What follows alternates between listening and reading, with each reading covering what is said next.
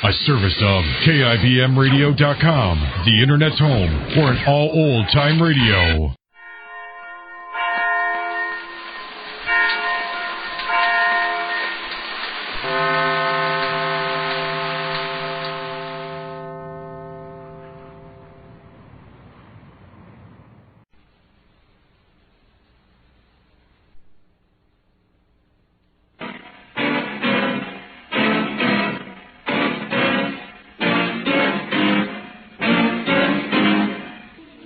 You came to me with a torch and a gun. You call it righteousness. Call it by its right name. Murder.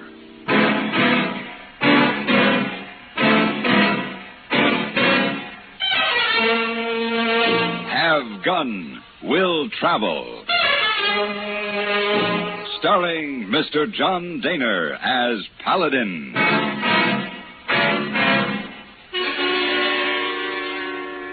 San Francisco, 1875.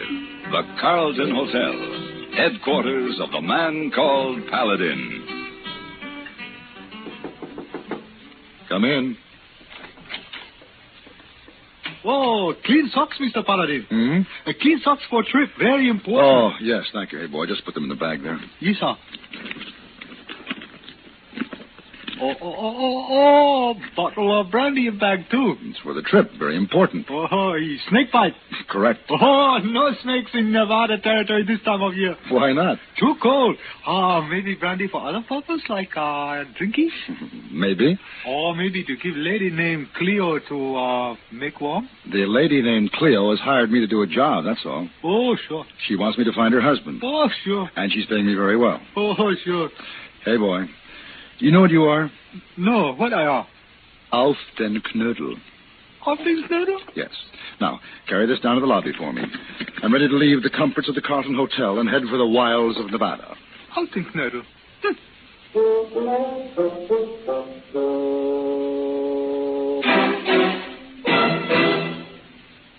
Do you see speed laws and other regulations as restrictive, or do you look upon them as protective? When a police officer writes a summons for traffic violations, do you see him as an enemy or a friend? Your life may depend on your attitudes. Statistics clearly indicate that where laws are obeyed, deaths go down. It's no secret that emotional immaturity is the major factor in our accident rate.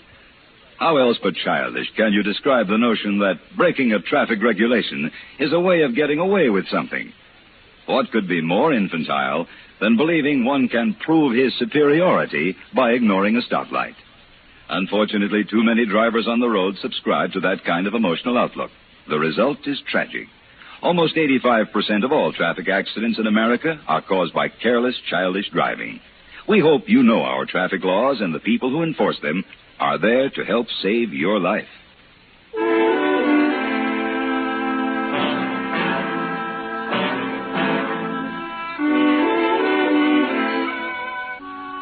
The lady named Cleo, whom I had traveled over 1,000 miles to help, turned out to be a fat shrew of 50, and her desperate need of me was to find a husband who had understandably tried to blot out his memory of her with drink. By the time I found him, he'd done pretty well. I figured they deserved each other, so I brought him back, memory and all.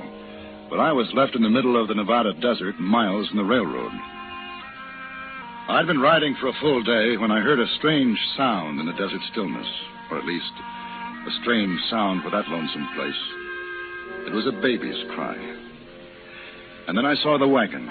It sat alone, without horses, forlorn in the sand, no sign of life, except the sound. I dismounted and walked toward the wagon.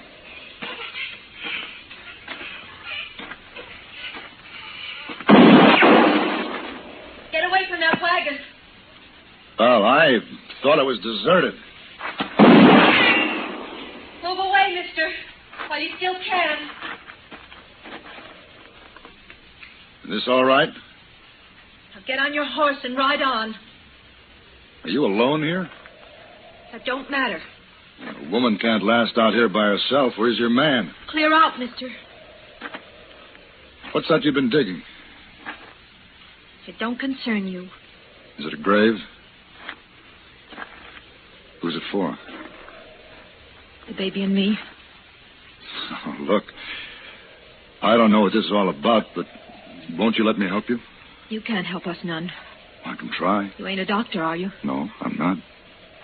Move on, then. What's wrong with the baby? Typhoid.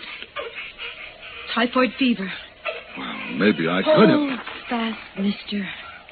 I'd just as soon shoot you dead as know you got a killing fever from us. But you just can't stay Please, out here mister. and... I ain't got the strength to dig another grave. Has the doctor seen your baby? No. Well, then you can't be sure it's typhoid. Mr. Mulrooney knows. Who? Mulrooney, the wagon master. He knows the symptoms. And he just cut you loose? Left you out here to die? He said it was either the baby and me or the whole wagon train. Are they sending help? What can they do? Well, there's a settlement less than a day's ride from here. We'll hitch my horse to the wagon No. and head out. They won't let us in. The wagon train's there by now. They'll know about the typhoid. They'll never let us in, not now. Look, there's fresh water and food in my saddlebag. Enough to hold you till I get back. Where are you going? To get help. Mister, you don't have to do this. Let's just say I want to.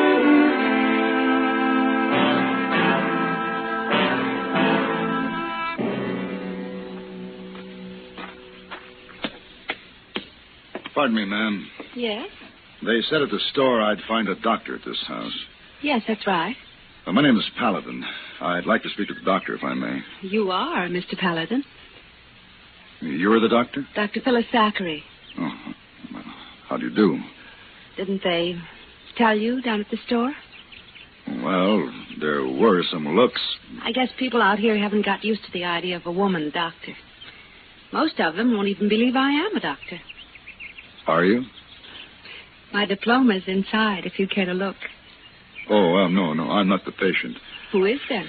A woman and her baby. What's wrong with them? The baby might have typhoid fever. Might have? Well, I'm not sure. Where are they? They're lying in a wagon a day's ride from here. I see. It's a long ride. You'll find my horse in the stable. By the time you have him saddled, I'll be ready to go. You're quite a woman. I'm a doctor, Mr. Paladin. Wait a minute. Oh. Looks like a delegation, doesn't it? Yeah. Just a minute, you two. I got something to say. Yes, Mr. Davis? Mister, you didn't tell us those people had typhoid fever. No, I didn't. Who did? I did. My name is Jeremiah Mulrooney. Well, now, Mulrooney.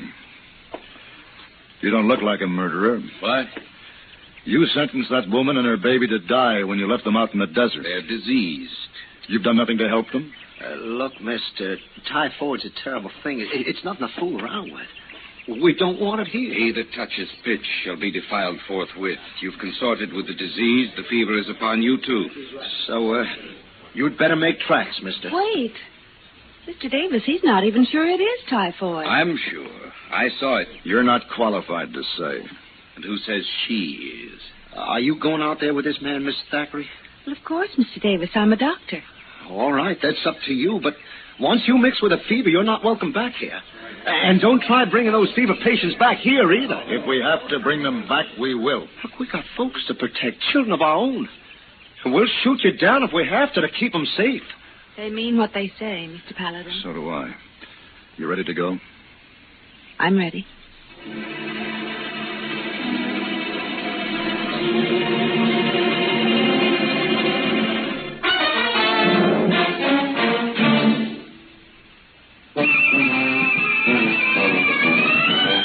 Of all leading filters, cigarettes, Kent filters best, Kent filters best. It makes good sense when you smoke Kent. Kent filters best. Of all of the brands of cigarettes, Kent tastes the best. Kent tastes the best. A richer taste than all the rest. Kent filters best.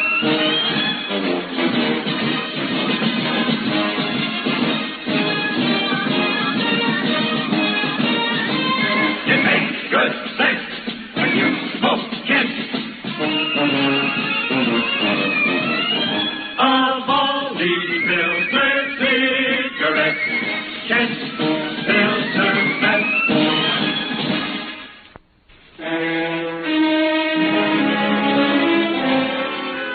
I guess perhaps I wasn't used to the idea of a woman doctor myself, especially one as pretty as Phyllis Thackeray.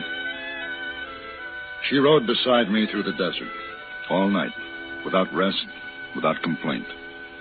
Now it was just after sunrise. Maybe I should have brought something for saddle sores. You want to rest? I want to get to that baby. Yeah. Shouldn't be long now. Good. You know, you should be on a velvet settee, wearing a hoop skirt and fluttering your eyelash over a fan. I tried that. It was too easy. Is that why you studied medicine? This was hard? Maybe, something like that. Wasn't it tough enough practicing back east? I guess I'm as much missionary as physician. I was the second woman to graduate from my medical school. Others came after me. It was difficult for all of us, but gradually we're becoming accepted as something better than freaks. You're not accepted yet. You just got run out of town. Well, maybe I'm not the missionary I think I am. Or the doctor. Well, we'll see. There's the wagon up ahead. I don't see anybody. Neither do I. Come on.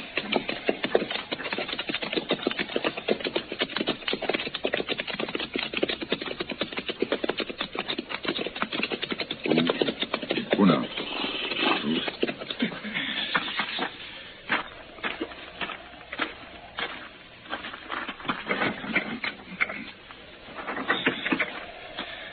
They're in there, all right.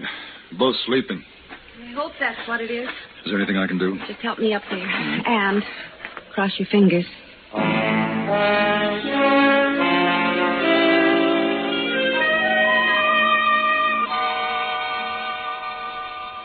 Doctor, coffee's ready. Smells good. The food will be ready in a minute. Here. Thanks. How are they? Well, the mother's suffering from exhaustion, exposure, nerves, no sleep. The baby? Typhoid? Well, maybe. I don't know yet. Mulrooney knows all the symptoms. So do I. High fever, red spots, delirium, and a coma that leads to the crisis. The baby has all of them. Still, it could be something else. But whatever it is, I can't do much for her in this wilderness. You want to take them back to town? Yes. You know what that means? Yes. It's necessary? Medically? Yes.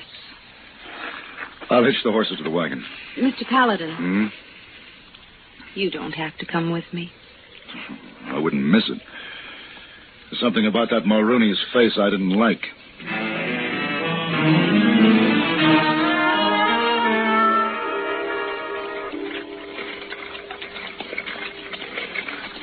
All right. Stop that wagon right there. Don't come no farther. Whoa. They have guns, Mr. Paladin. I'm going to try to talk some sense into their heads. Here, hold the reins. Stand right there. No closer. Dr. Thackeray has examined the woman and child. The woman has no signs of typhoid. Her child is diseased. The doctor isn't sure the baby has typhoid. I'm sure. That baby needs treatment. Now, Mr. Davis, you're a sensible man. Are you going to let Mulrooney sentence a woman and child to death? We'll bring what you need out here. But you ain't bringing them into town. They'll be completely isolated in the doctor's office.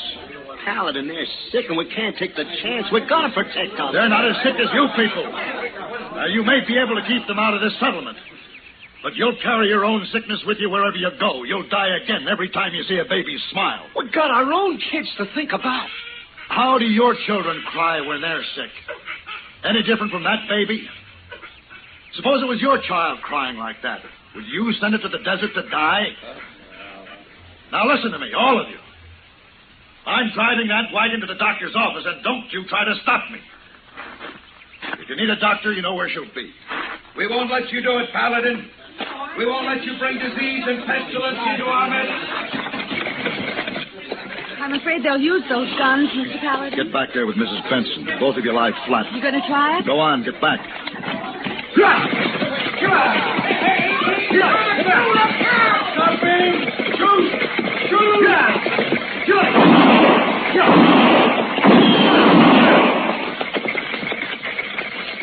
Mr. Paladin, are you all right? Fine, we're through. I'll have you in your office in another minute.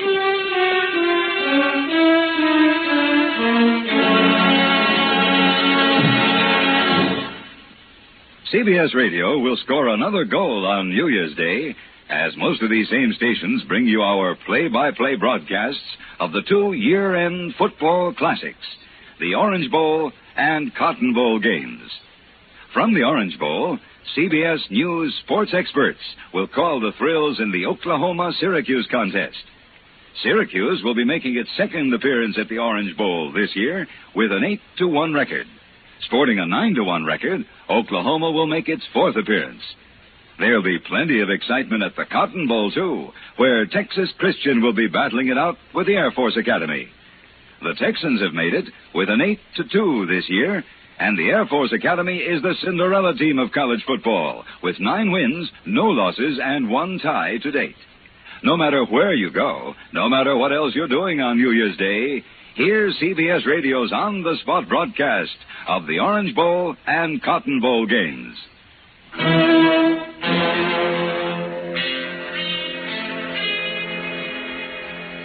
All through that night, I sat on her porch and kept watch, seeing their torches, hearing the voice of Mulrooney haranguing the townspeople, working them up.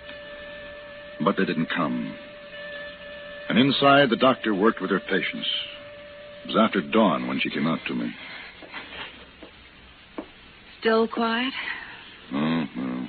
Mulrooney is still working on them like a witch doctor. There's breakfast inside. You'd better eat something. I'll stand guard for a while. Thanks. How's Mrs. Benson? She'll be all right after she gets some rest. And the baby? The fever broke last night. Oh, what does that mean? It isn't typhoid. Not typhoid? You sure? Yes. Well, how can you be certain? You've only been with her overnight. You still doubt me, don't you, Mr. Paladin? The symptoms are there. Symptoms can be ambiguous. Now get your breakfast. You need it. All right. Good morning, Mr. Paladin. Well, Mrs. Benson, it's nice to see you up and around. I wish I could tell you how much I appreciate. Oh, no. No gratitude before breakfast. Baby's better, huh? Yes, much better.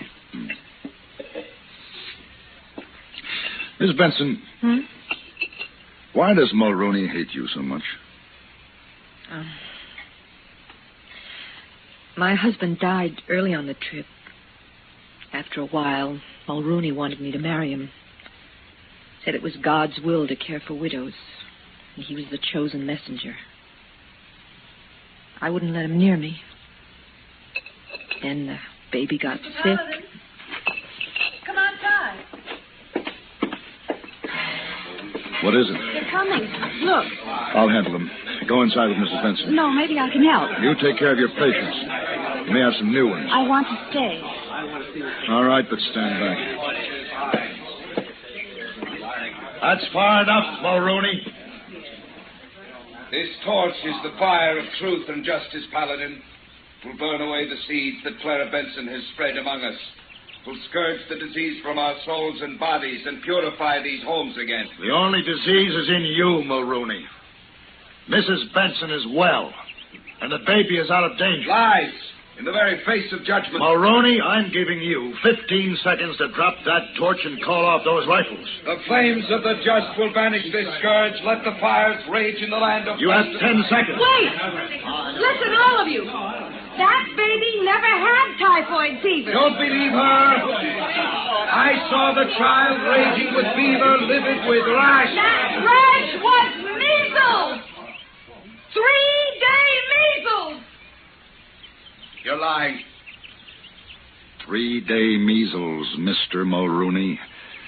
And you left them to die because of it. Mrs. Benson, bring the baby out. No, it's not true. You're trying to humiliate me, to belittle me. You'll see. All of you. The fever is down. The rash has faded. Her eyes are bright. There, look. Look at her, Mulrooney. You can kill people with hate, but not with 3-day measles. Mulrooney, 3-day measles. Stop! Stop it!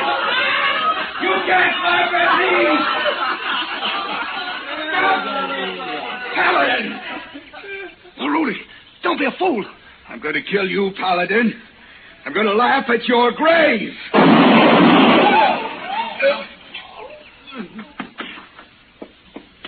Let me see. There's no need. I think he's dead. You shoot very straight. Mr. Paladin. What do you want? Mr. Paladin. Well, I guess it was wrong to listen to him. He seemed to have so much book learning. But he was just setting us against each other. I'm glad we woke up in time. Next time, you better wake up a little sooner. Dr. Thackeray, this town hasn't been too good for you. Maybe you'd like to come along with me. They can always use a good doctor in San Francisco. Oh, please, ma'am. I guess we ain't been very friendly, but we'll make it up to you if you'll forgive us and stay. Well, Dr. Thackeray? Thanks, Mr. Paladin, for your offer. But there are too many of those velvet settees in San Francisco. I'll stay here where I'm needed.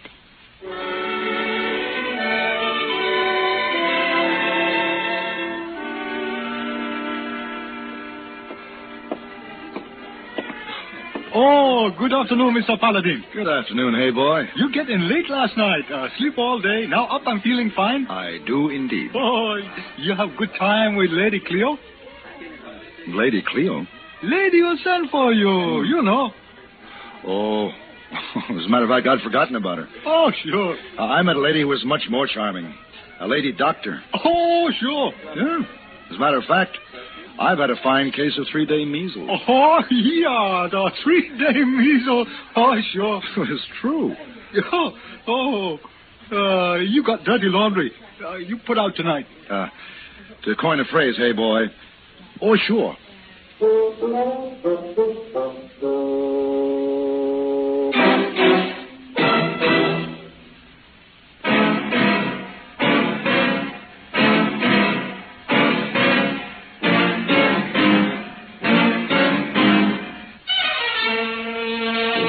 Have Gun, Will Travel. Created by Herb Meadow and Sam Rolfe. He is produced and directed by Norman MacDonald and stars John Daner as Paladin with Ben Wright as Hayboy. Tonight's story was written by Don Brinkley. For radio by John Dunkel. Featured in the cast were Virginia Gregg, Vic Perrin, Gene Bates, and Lou Krugman. Hugh Douglas speaking.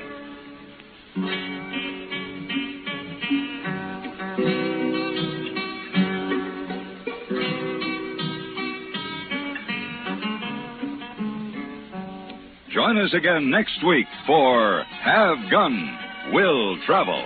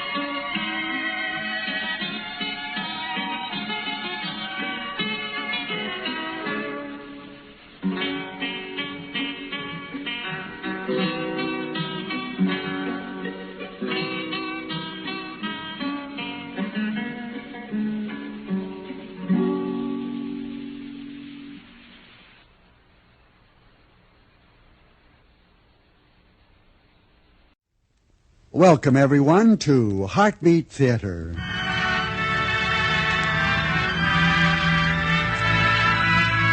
This is your host, C.P. McGregor, inviting you to be the guest of the Salvation Army for the next half hour.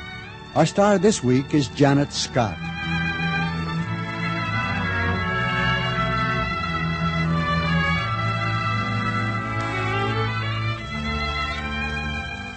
The psychiatrists tell us of the very fine line dividing sanity and the trouble-shadowed world of the other side. They tell us how easy it is to cross that line, and that sometimes we aren't aware that it's been crossed. In our story this week, The Ghost of Danton Hill, a woman believes she has passed the line. But has she passed it or been pushed over it? Our story was written by Christopher Young and stars Janet Scott as Deirdre Danton. Here now is Act One of The Ghost of Danton Hill.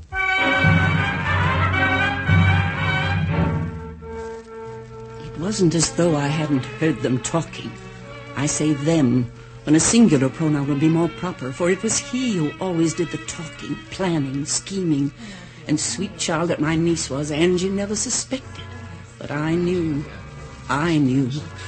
Creeping senility was his theme in talking about me, but Angie wouldn't accept it. Then he changed his tactics. So smooth he was, so impeccably persuasive. I knew his kind. My typewriter wrote of Gilbert long before I'd met him or Angie had married him. He was the villain in Springfield Revisited, even to the nightmares that Gilbert so often had. Oh, those were the days. My books at the peak of their popularity, and Mr. Danton still alive. Such a thing could never have happened to Deirdre Danton then. Oh, why do I ramble so? The fact remains, he talks, and Angie listens. Angie listens. Well, what do you think, Angie? Oh, Gil, you know I'm not too bright about real estate or any of your business deals for that matter. Well, you get the picture, don't you? Gil, is it honest? When you're talking about business, the meaning of honesty broadens. If you mean, is it legal? Yes, 100%. But you said that only 10 years ago all of this property was underwater. What's to keep it from happening again? Right now, the lake is at the lowest point in history. It would take 5 consecutive years of double that normal rainfall before that property would be underwater again. Do you know what odds there are against that happening? Are there any more for the number of dry years it took to create this area? Believe me, Angie, it's the chance of a lifetime. People want to invest in land, vacation property. Cabin sites are at a premium. Oh, aren't you talking about the impossible anyway? $40,000. Which could be resold at $400,000. But $40,000, Gil. You don't have $4,000. Oh, sweetie. Sweetie, honey, you don't work with cash on deals like this. Some good legwork, planning, a little whining and dining, especially of the right man at the bank. And the whole deal is swinging for under $16,000. Gil, that's a fortune, and you just don't have it. So what am I supposed to do? Let the opportunity of a lifetime slip through my fingers because Auntie Deirdre insists on tying up a fortune in a box full of stodgy old stocks and bonds? She's 73 years old. Her books don't sell the way they used to. You can't blame her for being conservative. Oh, Angie, I'm sorry. I didn't mean that. It's just that knowing she plans to leave everything to you and that it can't be forever before she either or becomes too senile to manage her own affairs. Well, I just get impatient and frustrated. Oh, I think that's why you keep having those nightmares and headaches all the time. Look, honey, let me show you this. Charlie Keith, you remember him, the advertising artist we met last month? Oh, at the Peterson party? Yes, that's right. Oh. He did this layout for me. No charge. I promised to cut him in. You see this? Color picture of the area as it is now. Just empty meadows covered with wild grass. The lake and the mountains for a backdrop. Well, the view is nice, but the property is so barren. Now you're talking like my first customer. So watch. Here we have a piece of celluloid with a lifelike drawing of a few cabins, trees, rustic road. You take it and you lay it on top of that first picture. Well? Makes a big difference. Well, that's the idea, Angie. We lure them with this ad. Then they get copies of this in the mail. People have no imagination, but show them this, and you got a sale. It's very clever. The $16,000 I mentioned, that includes this as well as advertising space, mailing expenses, the whole bit. Oh, if you want me to, Gil, I'll ask Aunt Dee. Oh, it's a waste of time, and you know it. I was thinking of taking a mortgage on the house. Well, you can't do that, Gil. It's not ours. Your aunt gave it to us, even put it in our name. Which was only a beautiful gesture to show her regard for us. Put a mortgage on it, and it's the same as if you drew $16,000 from a personal account behind her back.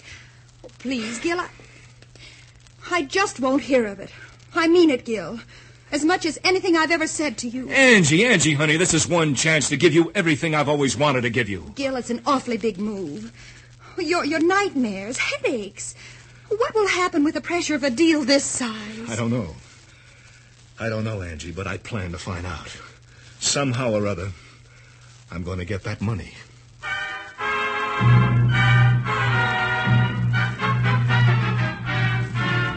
It's a terrible thing to eavesdrop. It's a characteristic I've always despised. But I'd never been alone before, nor had anyone ever plotted against me before. I knew the time was coming. I knew by the desperation that was reshaping Gilbert's face before my very eyes. Always planning, scheming, and my money was the key to all his ambition. Morning, Gil. I must have overslept. You look so beautiful, I didn't want to wake you. You don't have to say that. I'll make your breakfast anyway. Well, to prove my sincerity, please note that I've already had breakfast. Oh. Not only that, but Auntie Dee joined me, and I'll have you know she said I boiled her eggs exactly right. You must give me your secret. Well, I used a stopwatch. But now, honey, to complete this generous gesture, let me pour your coffee, and then I'm going to get at the dishes. Oh, I'll take the coffee, but you can leave the dishes. Day girl comes this morning. Oh, fair enough. Don't understand how you get through the morning on just a cup of coffee. 3 cups, thank you. How'd you sleep last night? Had 2 dreams, both pleasant. Sure makes a difference when I get up in the morning. Good morning, Angie. Oh, Gil. Morning, dear. Such a beautiful day. I thought I'd make a fancy breakfast for us all. What? How about buttermilk pancakes and Canadian bacon? I'll put the coffee on. Oh, you've already made some. Well, I'll put another pot on. Well, Aunt Dee, you know how Angie is. She can't get more than a cup of coffee in the morning. Well, you and I can eat, and she can nibble a little. But well, that is, you and I just ate. What do you mean? Breakfast. I let Angie sleep, and I made us breakfast. Sure you didn't have a dream, Gilbert? I'll bet you fell back to sleep, Aunt Dee. Nonsense. But, Auntie, look at the sink with the dishes. 2 cups used for coffee. I see. You just don't want Angie to know how perfectly I made those eggs for you. Eggs? No, of course not. Now, look, darling, we can prove the whole thing. Are you or aren't you hungry? I'm not in the least hungry. I think I'll go work in the garden for a while. How strange. It's a little frightening. Yes. Yes, it was.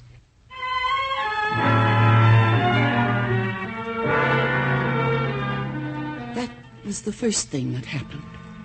Only a week later, I wanted to do some work, and my typewriter was missing. That evening, Gilbert reminded me that I'd asked him to take it in for an overhaul.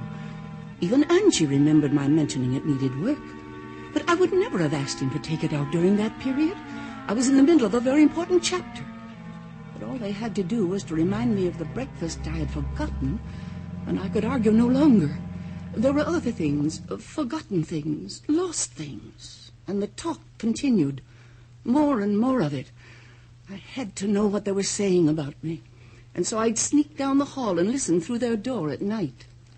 I'm really worried about her, Gil. Well, things haven't been too easy for her since your uncle died. Honey, maybe she should have stayed upstate.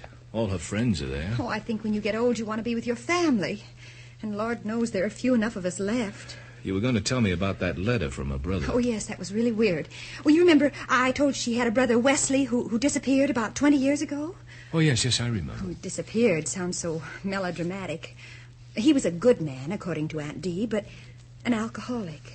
There was something about the Salvation Army getting him off the liquor for a while, but when he went back to the bottle, he lost all his self-respect and told his wife she was better off without him. Uh-huh. Well, no one in the family could ever find him again.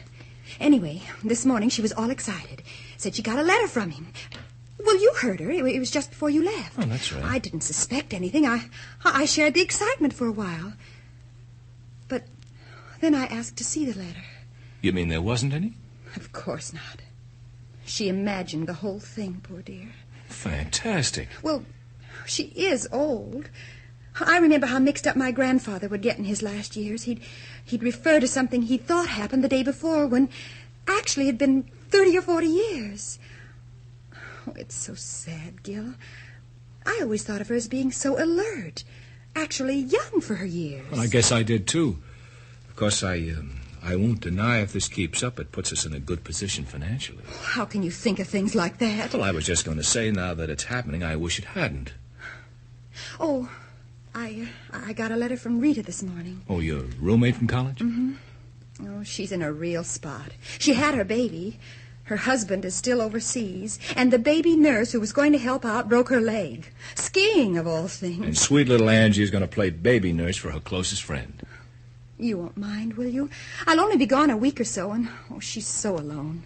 Both only children, and their parents in the middle of Iowa and Texas. I just can't say no to her, Gil. Oh, of course, honey. And don't worry. I'll humor Aunt Dee along. Oh, I'll worry about the both of you. Gil, I wish you'd see a doctor about those headaches and nightmares. Well, I sure had a beaut last night. I know. You talked in your sleep. Run, run, run, you kept saying over and over again. In your dreams, Gil, what do you keep running from? I don't know. I just don't know. Wherever I'm headed, it seems big and important, and yet I'm not happy there either. Angie, did you ever look at yourself and think, boy, you're clever, and yet hate yourself for it? No. Well, let's forget it, eh? Can you reach the lamp? Pleasant dreams, darling.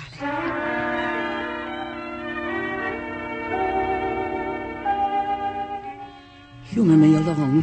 That was the way he put it. I'd outwitted a dozen of his kind in 300 pages. I was younger then.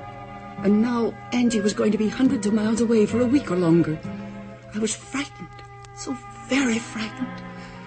I slept late the following morning, waiting for Gilbert to leave. I had dinner ready the minute he came in, and each evening, as soon as the dishes were done, I found an excuse to leave. An early movie, research at the library, anything to avoid Gilbert. And even on the fourth night, when thunder warned me of a late spring storm, I called a taxi from the library just as it closed at 10. By the time I dismissed the cab at Danton Hill, the rain was coming down in torrents. I was surprised to see the house in total darkness. I feared for a moment that Gil had gone out, forgetting I never bothered to carry keys. But his car was in the garage. I was almost relieved to know he was at home. I rushed up the walk and was soaked by the time I reached the front door. I could hear the bell inside as I pressed. The record playing was going. Gilbert must have been having one of his headaches, for he always liked to play the masters while he waited for the pain to subside. I rang the bell again, and again, and again. Lightning burned the night blue-white, and somewhere I heard a dog barking. Why didn't he answer? Gilbert! Gilbert, let me in! I'm soaked! It's frightening out here! Gil! Let me in! Why didn't he answer? The dog's barks turned to howls, and then a sudden bolt of lightning outlined a figure all in black, its arms raised, not 10 feet away from my own front porch. Gilbert, please! Please, let me in! Let me in!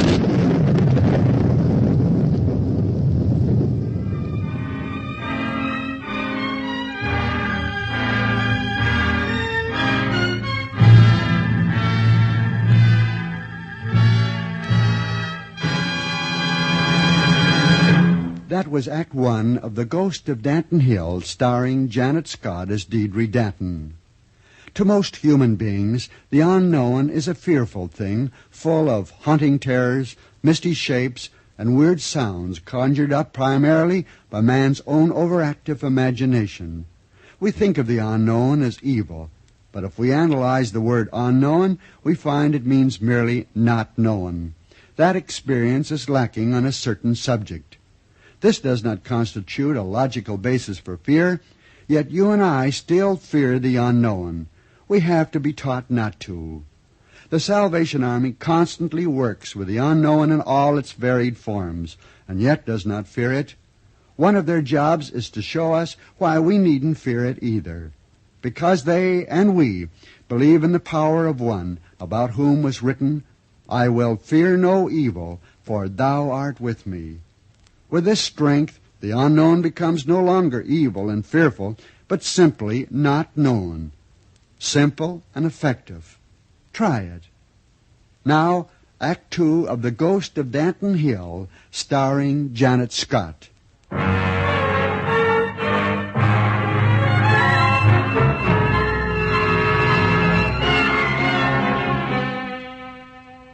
I'm sorry, Angie, but I had to ask you to come home right away. You said something about hallucinations? Well, I don't know what else to call it. She went out right after dinner last night, but was only gone an hour.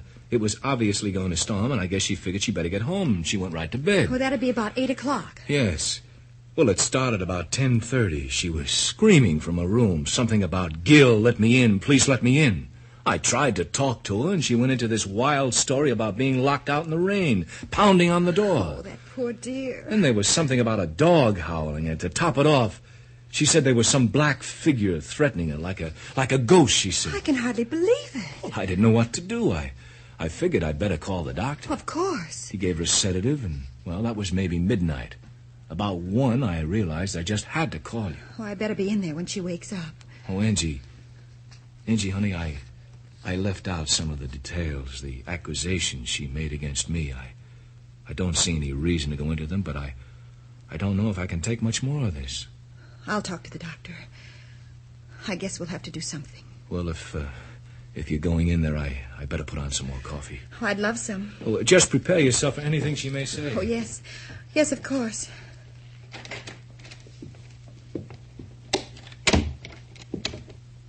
I'm not asleep, Angie. I've been praying for you to come home. Is there anything I can get you? No. Oh, here. Let me fix the pillow for you. There, now. It seems like it was all a dream now. Oh, that's probably all it was. But it was so real, so terrifying. Gil's dreams are that way, too. I can't help wondering about myself. It seems only yesterday when I thought of anyone of 73 years old as being weak of mind, feeble, crumbling. I don't feel that way, Angie. Really, I don't. And you're not. I'm not sure anymore. You're all I have in the world. Such a small family, so few of us left. I need you, Angie. I need you for encouragement. Tell me I'm not just a foolish old woman. Tell me. Oh, now that's absolute nonsense, and you know it. Do I? I have to think about it, Angie. I have to do lots of thinking.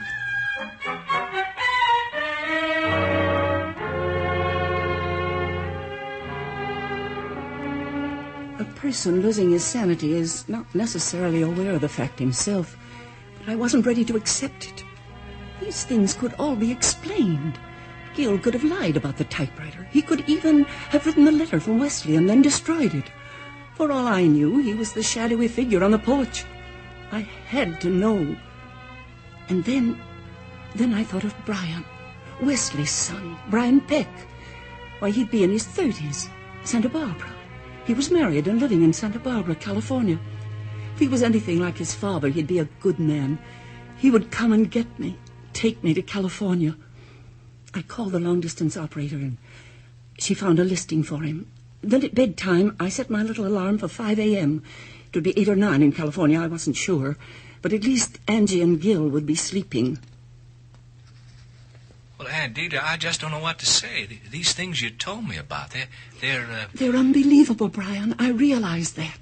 And I'll admit I'm not sure whether they're actually happening or I'm imagining them, or Gilbert is carrying out a diabolical scheme. Well, I've got to do something. It's been years since I've seen you, but I never forget how much time and money you spent trying to locate Dad when he disappeared. Oh, I think of Wesley so often.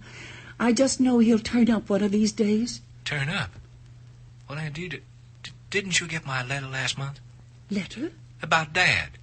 He came back to us just last February. He was a very sick man. He passed away a month ago. Oh, no. No, Brian, I never saw the letter. Well, from what you already told me, I know I had the right address. I located you through your publisher. Brian, you have to help me. I just can't travel by myself. But if you'll come for me, I'll pay all your expenses. Well, Well, Auntie, it's almost impossible. I'm in missile work for the government, and, well, I might be able to swing 2 days, one to fly there and one to fly back with you. Fly? Oh, no. No, I couldn't do that. It was just last year I lost your uncle in a plane accident. I just couldn't... Oh, look, Auntie, I'm late now, but I promise you I'll do something. I think I have an idea, though it's impossible. Brian. Hello, Brian, are you there? Hello, operator, someone. Hello, Brian.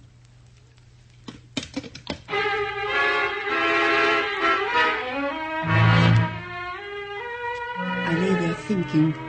It didn't really bother me that we were cut off, if that's all that it was. The first light of dawn appeared through the window. I'd closed my eyes and tried to sleep some more. He would help. Brian would help me. I'd hardly noticed the steps in the attic above when I heard the voice. Sure. The very words, the very psalm my dear husband had muttered so often in his sleep. Over and over they echoed through the room. I kept telling myself, Deirdre, you're dreaming. Wake up. Deirdre, wake up. Please wake up.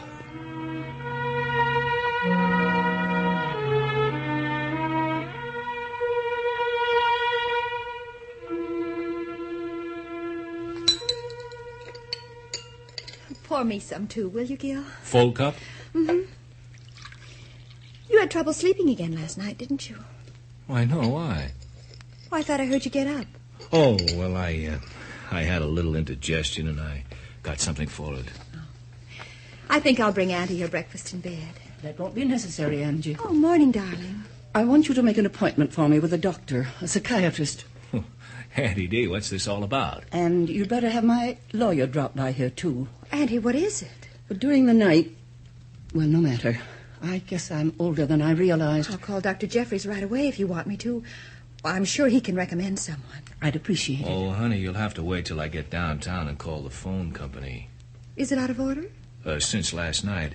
I tried to make a call about 10:30, and I checked it just 10 minutes ago. It's still on the blink. You mean the phone hadn't been working all that time? Afraid not. Angie, please do what I asked you as soon as you can, please.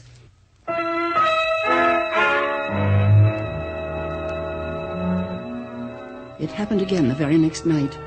Only this time I was ready for it. I was sick, and soon would be seeing someone who would help me. That's all it was. The voice was in my mind. It had to be. Mr. Danton was dead for over a year. There are no such things as ghosts. Danton Hill wasn't haunted. I was.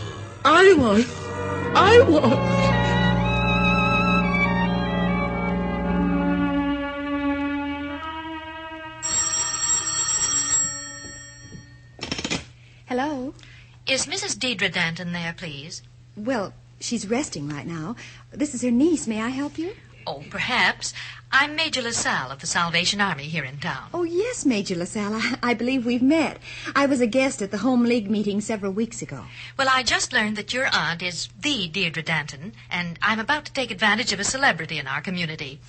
Are you familiar with the League of Mercy activities? No, I'm afraid not. Well, it's not too unlike the Home League in some respects, although men are welcome in this group, too. We visit hospitals and rest homes and, well, simply try to spread a little cheer wherever we can. Which sounds like a wonderful old-fashioned idea. I thought that kind of thinking had gone out of style. Well, anyway, whenever possible, we try to secure a guest speaker whom we feel would be an inspiration. We have a meeting coming up at the Crestview Senior Citizens Home, and we'd consider it an honor and a privilege if your aunt would speak about her work. I hate to answer for her. She hasn't been too well, and, well, yet this might do wonders for her. Would you mind dropping over and talking to her about it? Why, I'd love to. Would this afternoon be all right? Well, I think so. I have some shopping to do, but I'll tell Aunt Dee to expect you. Thank you very much, and I do hope we meet soon.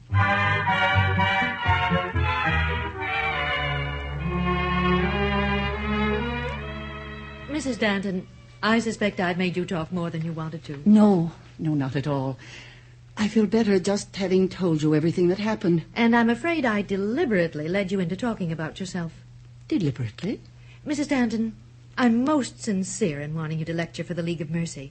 But I will admit that the invitation was, well, something of a device to meet you.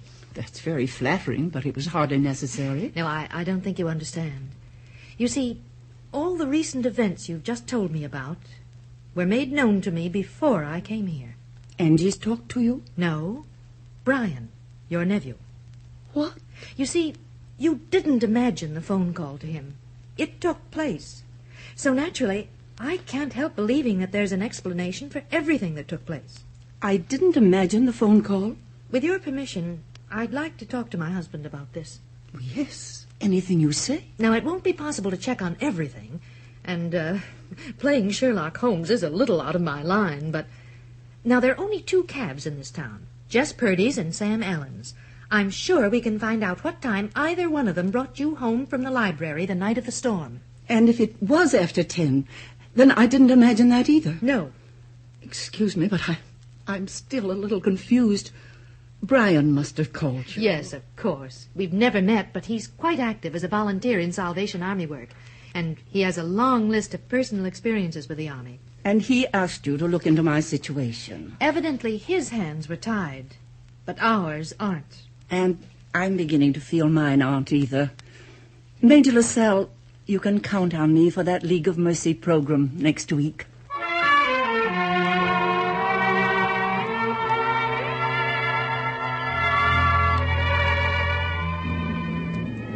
And so, my friends, you can see my characters are all quite fictional. Consider, for example, the book I'm beginning right now. It's the story of an ambitious man. A man who stopped at nothing to better his own material wealth. A man who deceived his lovely wife. A man who played ghost and tried to frighten the very life out of an elderly woman by such unlikely devices as recordings that he played from the attic in the middle of the night. A sick man. Hardly the type of thing that ever really happens. I only hope the ending isn't too unbelievable. For the victim of his insidious plot decides not to bring charges against him. Instead, the elderly woman decides to find for him the medical and psychiatric help she was convinced she needed for herself. Hardly a conventional ending for a novel of this sort, but it was inspired by the person to whom the book will be dedicated. Your own Mrs. Major LaSalle, a Salvationist dedicated to your well-being and the well-being of all people in need all over the world. A woman who, like Salvationists everywhere, fights evil with love. It's strange, but an enemy confounded with this unique weapon usually finds joy in his own vanquishment.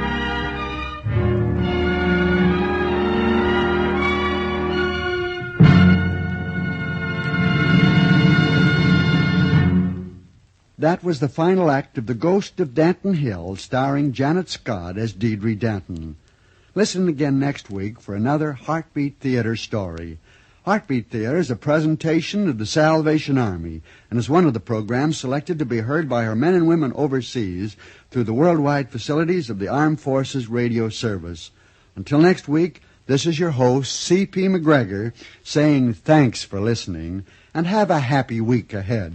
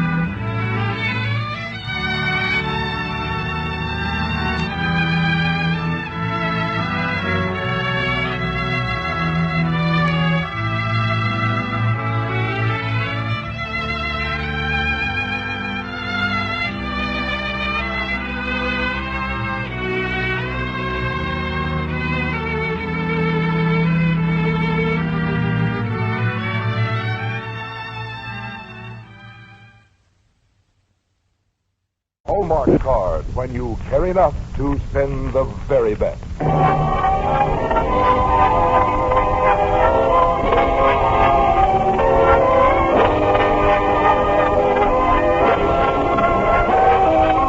Tonight from Hollywood, the makers of Hallmark greeting cards bring you Joan Fontaine in James Hilton's Random Harvest on the Hallmark Playhouse.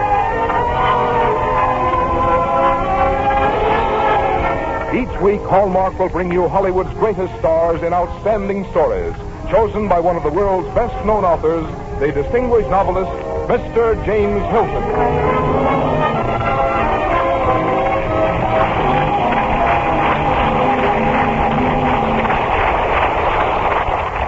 Good evening, ladies and gentlemen. This is James Hilton.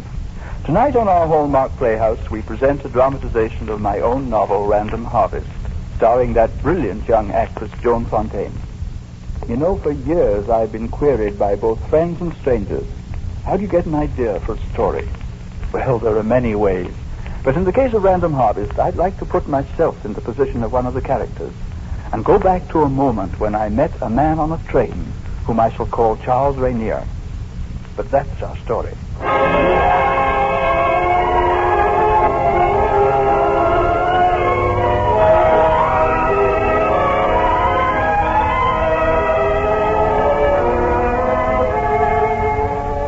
What first attracted me to Charles Rainier was an air of mystery about his eyes which intrigued.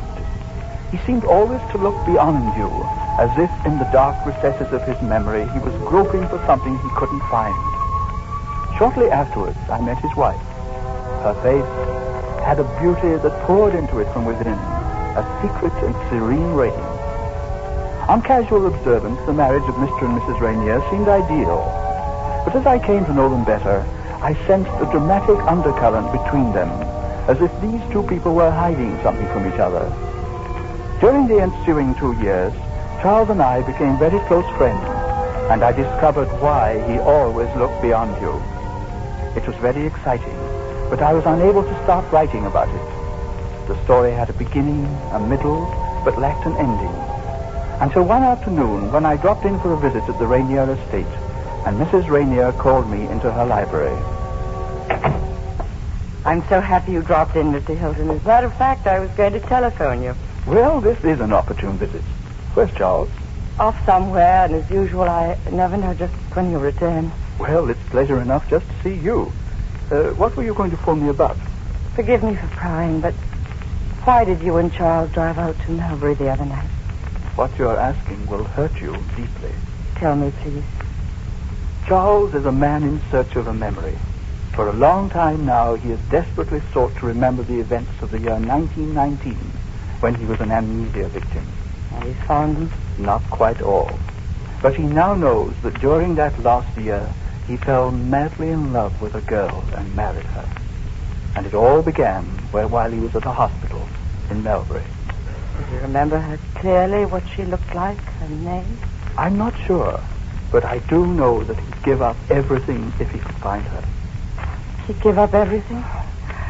Well, Mr. Hilton, thank you for telling me all this. I'm so sorry.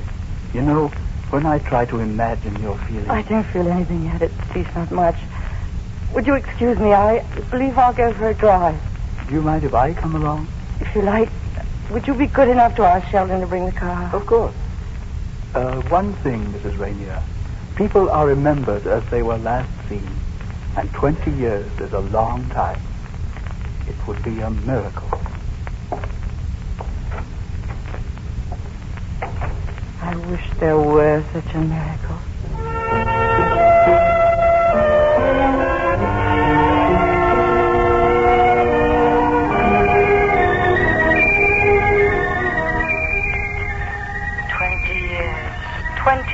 Ago.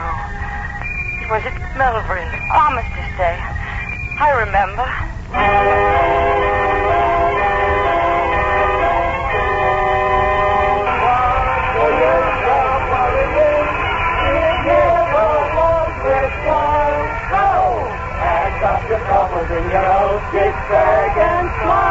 Come on, you smile. Don't bother with him, Missy. He's from the Army Hospital. One of them loony ones, I think. Oh, come on, soldier. Let's be gay. We've won a war. Please, Oh, come on, old boy. It's all right if you don't like it here. We'll go for a walk where it's quiet. Talk or not, whichever you like. Come on, let's go. I'm not really loony like the man said. Did you hear that? I said it clearly, didn't I? Of course you did. But you don't know what a job I have as a rule. I've had to learn to talk all over again. I still have a fear of being around too many people. You'll do all right. Where do you want to go? I don't know. Well, this street doesn't lead anywhere. That doesn't matter. Neither does my luck. You did escape from the hospital, didn't you? No, not exactly. I just came out because there were no guards at the gate. It's like a prison, isn't it? I loathe it. Well, then you oughtn't to be in it, surely. Well, there's nowhere else until I get all right again. Well, how can you get all right when you're not happy there? Perhaps I shouldn't be very happy anywhere. No.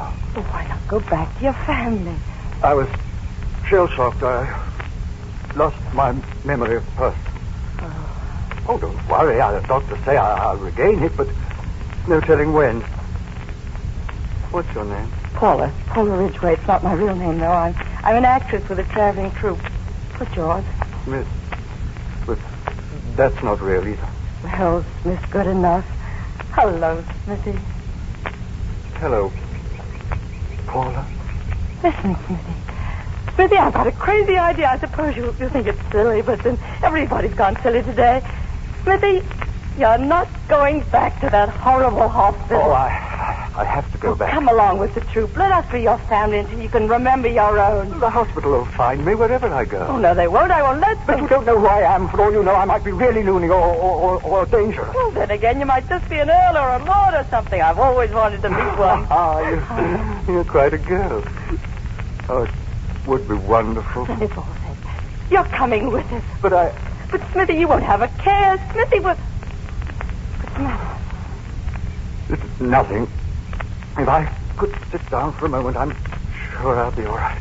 Sure you will, old boy. I'll help you.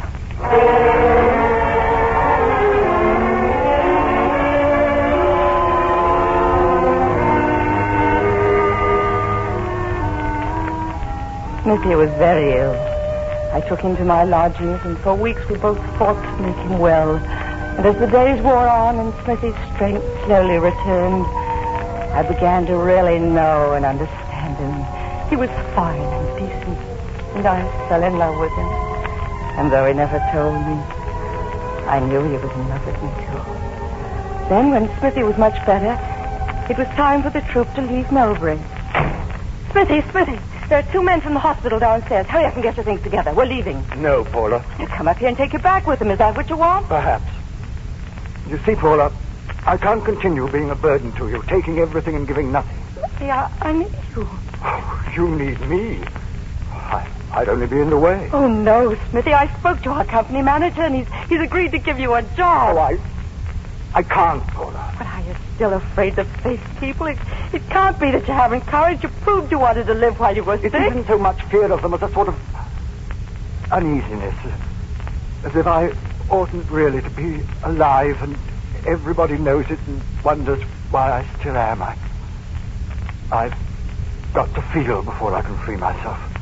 Smithy, I'll tell you something. If you oughtn't to be here, neither should I. And I wouldn't be but for luck. The house I was living in was hit by a bomb. I was asleep in one room and 2 people were killed in the next. I wasn't going to tell you that. Thought it might upset you, but now maybe it'll cheer you up to know we're both alike. We're both living on borrowed time. We've nothing to lose. Are you coming?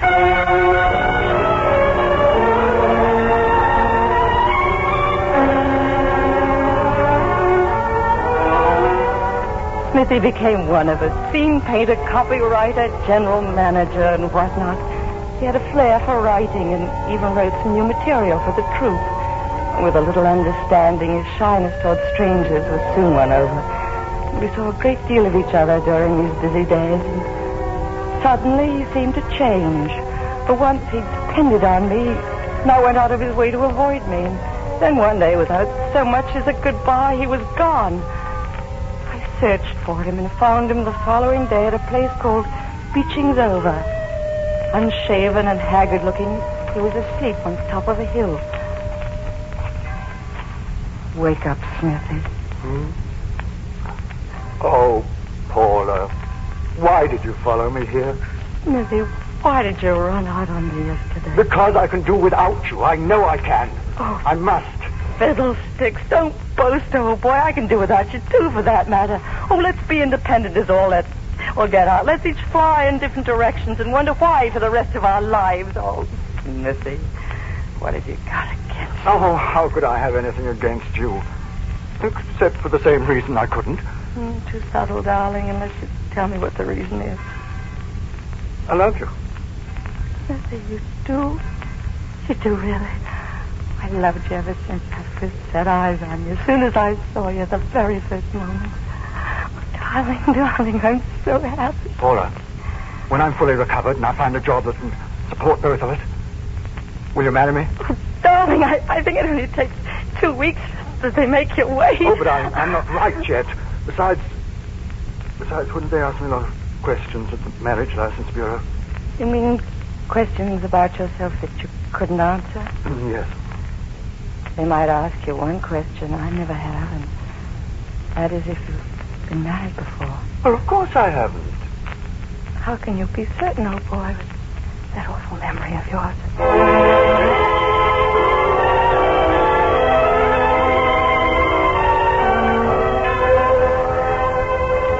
We were married at St. Clement's, Vale Street, London, and we moved into a rickety old attic, and our fondest dream was to build a house atop a hill that meant so much to us at Beeching's Over. We never returned to the truth. Smithy began to write. Oh, and we were blissfully happy, and to add to it, a few weeks later a letter came from a very important publisher asking that Smithy appear in person. Oh, we were in heaven as the train pulled in that was to take Smithy to Liverpool. Oh, Smithy, I'll miss you. Well, come along. We're rich, darling. Only in happiness. Well, it doesn't matter if we can't afford it. You know something? I've not lost only my memory. I lost my heart to you. Oh, hooray, darling. I'm only half alive while you're away. We belong to the same world. Oh, I know that, too. There's something right about it. I adore you, Smithy. You know I don't want to remember anything now. Anything I've ever forgotten. It would be so unimportant. My life began with you and my future goes on with you. There's nothing else, Paula. Oh, what a lovely thing to tell me. Darling, I love you. Oh, I love you, too, always. Oh, there's the whistle. I better get inside. Goodbye, Paula. Goodbye. Oh, darling, come back soon. I will. It'll only be a week. Goodbye.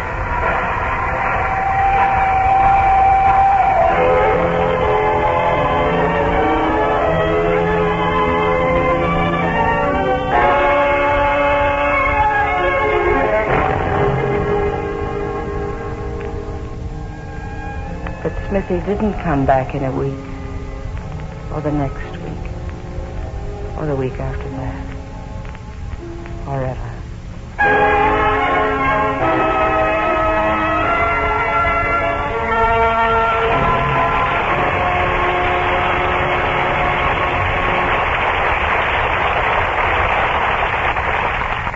In a moment, we will present the second act of James Hilton's famous novel, Random Harvest, starring Joan Fontaine.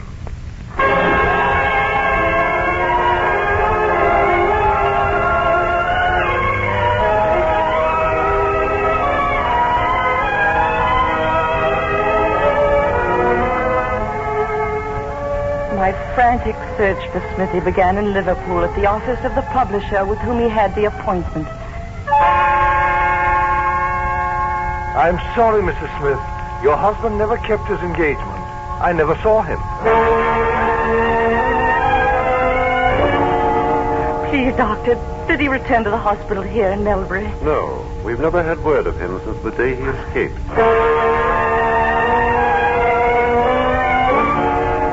Please, can't you police help me? I'm desperate. We've tried everything. I'm sorry, Mrs. Smith.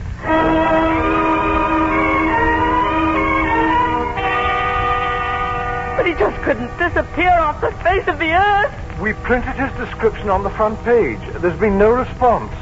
Sorry.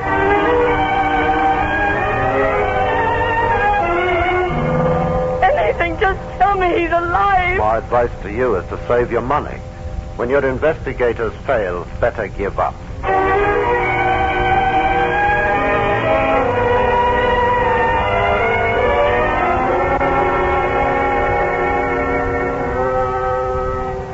For the following 8 years, I merely existed, but I never stopped searching. Then, one day, June 10th, 1929, I picked up a newspaper, and on the front page was a picture of Smithy. I cried with joy, and I didn't care who was watching. I read the caption below the picture. Charles Rainier, industrialist, member of the House of Commons, will speak there today. He had discovered his former identity. He was alive. Smithy was alive. Oh, I rushed over to the House of Commons, but I was too late to get in. So I went to the private entrance reserved for members and waited for him. Did you call me, miss? I say, when will he be out? Who, lady? Smithy. Lady, there's no Smithy in the House of Commons. Oh, yes, I am sorry. I mean Charles Rainier. Session's over. He'll be out soon. Are you sure he'll come out this door? You a friend of his? Oh, no friend. Don't worry. Charles Rainier will come out of this door. Are you calling me? No, Mr. Rainier, but there's a lady waiting here who says she's a friend of yours. Friend? I don't believe we've ever met, young lady. No, I suppose not. I'm sorry I bothered you, Mr. Rainier. That's quite all right. Good day.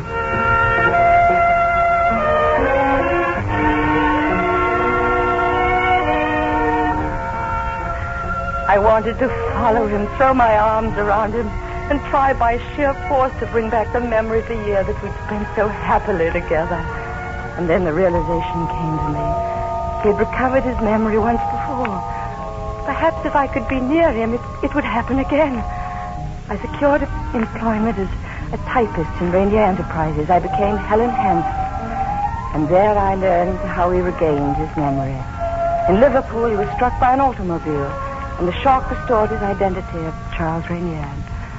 After working there for 6 months, I learned that his personal secretary was leaving.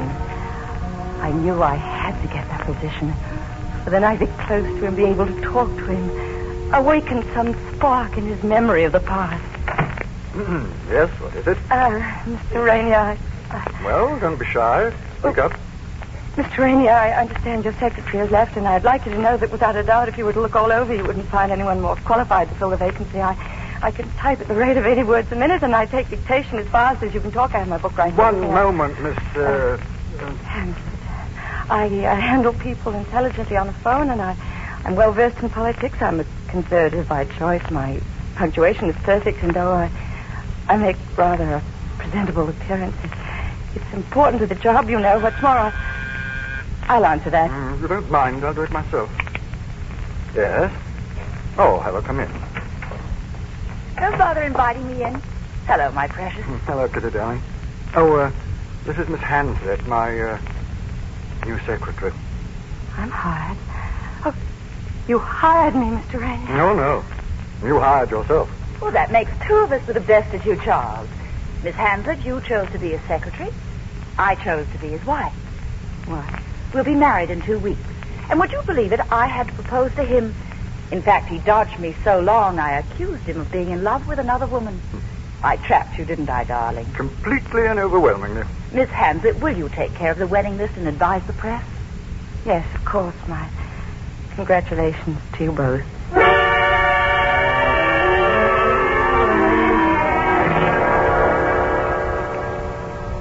This was the end of a dream that had kept me alive all these years.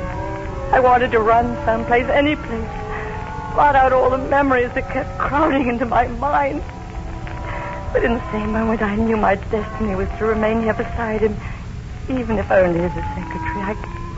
I could never turn back. For the next 10 years, I tried not to think. I was useless. And then the letter was delivered to me by a special messenger marked Charles Rainier, personal. A letter marked personal, Mr. Rainier. Read it to me, please. I believe it's from your fiancé. Read it, won't you, please? You're my secretary. You'll know the contents sooner or later, anyhow. My dear Charles, I'm writing this in a hurry, but after thinking things out as slowly and carefully as even you could, I decided that I can't marry you. I'm not the one for you, though Lord knows the mistake was excusable for both of us, because I'm nearly the one. I claim that much, and it's something to go on being proud of. But nearly isn't enough for a lifetime. And here's something else that may sound utterly absurd, but let me say it. Sometimes, especially when we've been closest, I've had a curious feeling that I remind you of someone else. Someone you may have met or may yet meet. How could Kitty know? How could she tell? True, there is someone else. If I only knew. If only I could remember. Oh, I beg your pardon, Miss Hanslet. How could I possibly make you understand when I can't even explain it to myself?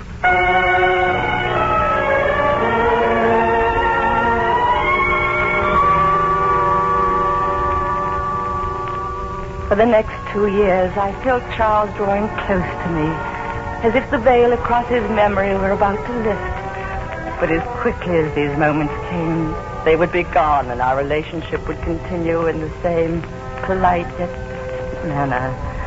I became more than just his secretary. He sought my advice, relied on me to fulfill social obligations. And then one day, while he and I were lunching... I'm all for the merger, Miss Hanslet. I agree. Only make them come to you. Did it ever occur to you how indispensable you are to me? I'd like to think I am. Miss Hanslet, Helen, I'd like to submit a plan to you. You sound as if you're about to make a political speech. Well, it would be less difficult. Helen, will you marry me? Will you repeat that? Oh, don't misunderstand. I don't expect that you're in love with me. You're in love with me? I have great respect and admiration for you. I see. The fact is, I feel that you're necessary to me in countless ways. You're a born hostess. I've watched you handle people. Yes, I'm very adept at that sort of thing. And you'll accept my plan. Yes, Mr. Rainier. Charles. Splendid.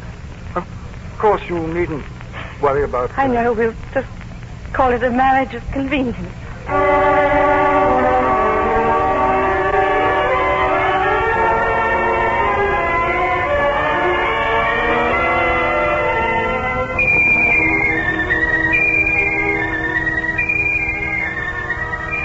How many times during these years of our marriage I wanted to go to him, tell him who I really was.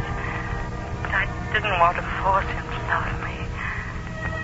I knew if he were ever to know and love me again, he would have to find the way back himself, or not at all. Are you ready for the drive, Mrs. Rainier?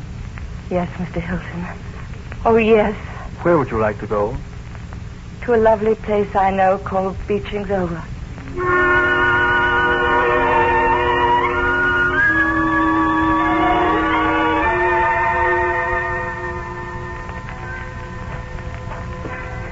This hill looks as if it had never changed. I don't suppose it has much in 1,000 years. That makes 20 seem only yesterday. 20? Mrs. Rainier, what do you mean? Do you mind if I go the rest of the way myself? I can see the summit from here. But Charles has told me about this hill. What does this place mean to you? My life and my dreams.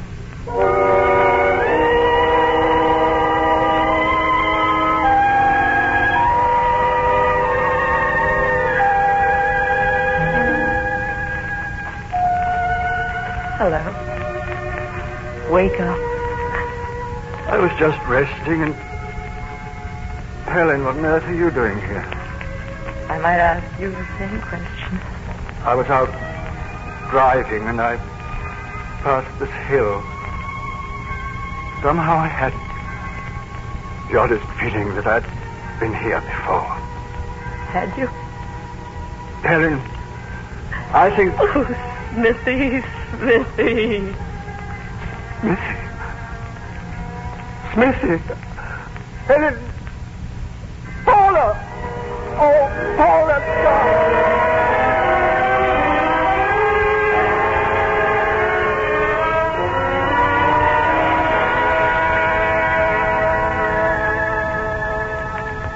I saw them embrace, and I knew then that the gap was closed, that the random years were at an end, that the past and the future would join. I had the ending to my story, and now I could begin to write it.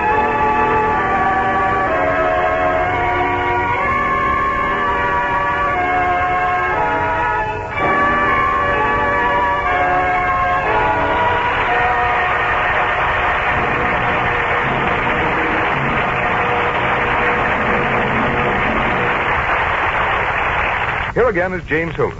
Before we close the Hallmark Playhouse for tonight, there are some things I'd like to say about the wonderful performance we've heard here this evening. You see, I knew the heroine of our play tonight longer than anyone. And I want to say right here that you, Miss Joan Fontaine, made her the character I wanted her to be. Thank you for such a splendid portrayal. Thank you, Mr. Hilton. Paula was a wonderful girl who had the courage to try to weave the past and the present together. Her thoughtfulness, her tenderness, and understanding helped create a happy life for someone she loved. But now I'm talking in terms you Hallmark people seem to understand so well. For your greeting cards deal with thoughtfulness and understanding between friends and loved ones. And I want to thank you for asking me to be here tonight and for giving me the opportunity to play in one of your own fine works. We're happy to have you here anytime, Miss Fontaine. Next Thursday, we'll have Edna Ferber's fine story, So Big, starring Virginia Bruce. And the following week, Berkeley Square, starring David Niven. And the week after that, a new American bestseller, Meredith Wilson's book with the delightful title, And There I Stood with My Piccolo, starring Meredith Wilson himself. Our Hallmark Playhouse is every Thursday. Our director-producer is Dee Engelbach. Our music is composed and conducted by Lynn Murray. And tonight's script was adapted by Jack Rubin. So until next Thursday, then, this is James Hilton saying good night. Look for Hallmark cards that are sold only in stores that have been carefully selected to give you expert and friendly service. Remember, Hallmark cards, when you care enough to send the very best. Joan Fontaine is currently appearing throughout the country in the Rampart picture, You've Got to Stay Happy. This is Frank Goss saying good night to you from the Hallmark Playhouse. This is CBS, the Columbia Broadcasting System.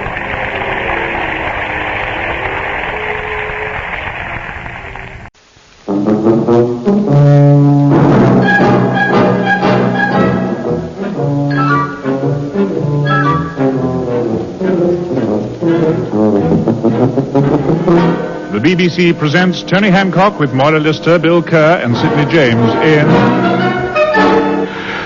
Hancock's Half Hour.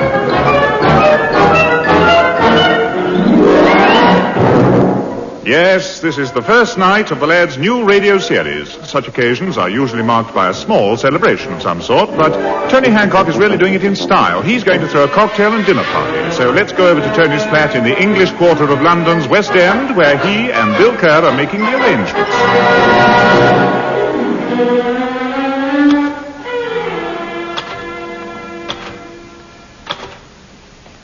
Hurry up, Kerr. Haven't you finished typing out those invitations yet? Don't rush me.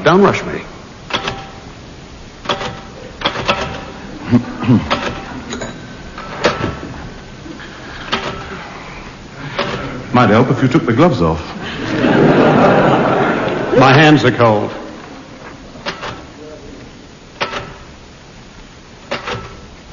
Anyway, what's wrong with typing in gloves?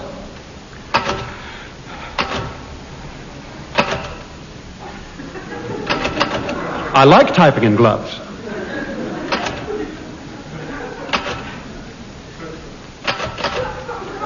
Lots of people type in gloves.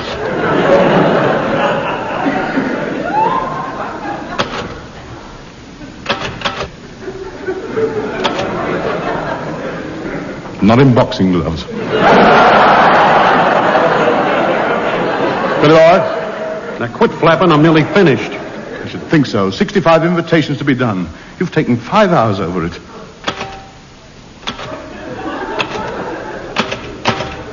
There you are. Finished. Good, that's one done. Let's see now. Let's have a look at it. Dear sir, Madam. Oh, yes. Yes, it's the first time I've seen it spelled that way. Yes. M percentage 5/8 question mark A semicolon M. Look, Tub, I only hit the keys. After that, they're on their own. Now read the rest of it. You are cordially invited to a dinner party to celebrate the first program of my new radio series, XXXX. I was chasing a fly across the paper. And the smudge? He didn't quite make it. Well done. Where are we? Dinner will be served at 8:30 sharp. Dress optional. Bring your own wife. Yes, that should be all right. Look, I think the whole idea's screwy. What do you want to throw a dinner party for anyway? Diplomacy. Get them all on my side. National newspapers, the BBC. I'm inviting all the radio critics and the high BBC officials. How high? By the time they leave here, it'll be coming out of their ears. Can't go wrong. Get them in a good mood. That's it.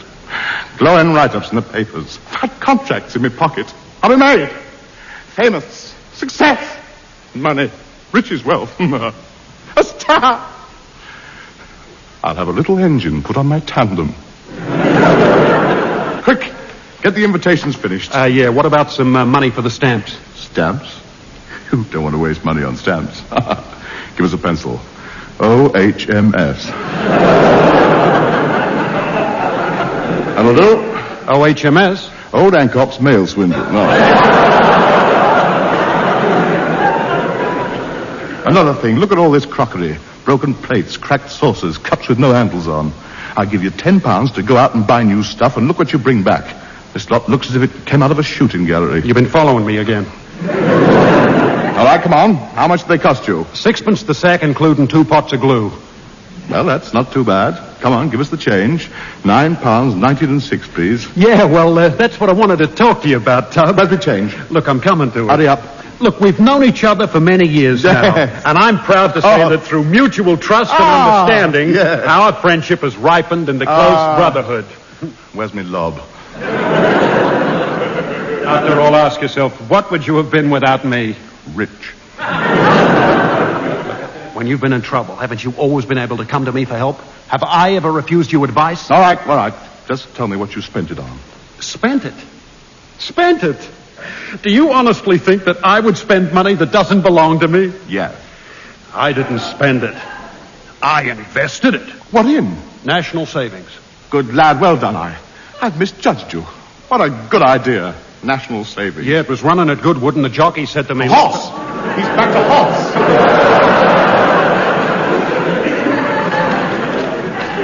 Now, Tony, take it easy. Oh, me money. Me 10 knicker. Gone. I don't feel well. I'm going to have one of me turns. I'll get it. You will when you get back. Coming. Hello, Bill. Moira, my favorite woman. Come in. Pull up a coal scuttle and sit down. Thank you, Bill.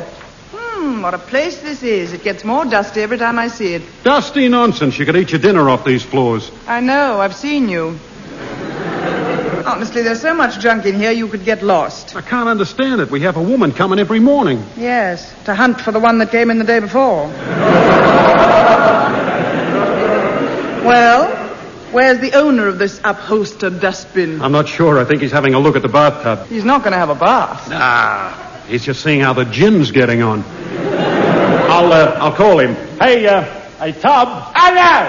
Somebody for you. Why don't they leave me alone? I've done my time. It's Moira. Why didn't you say so? Halfway out of the window with me toothbrush. Hello, Moira. Hello, Tony. Tony, what have you done to your finger? It's all burnt and blistered. I dipped it in the gin. Pretty strong stuff, this. Billy boy, it's the best we've ever made. I wonder what effect it'll have on people. I don't know, but it's taken the enamel off the bath.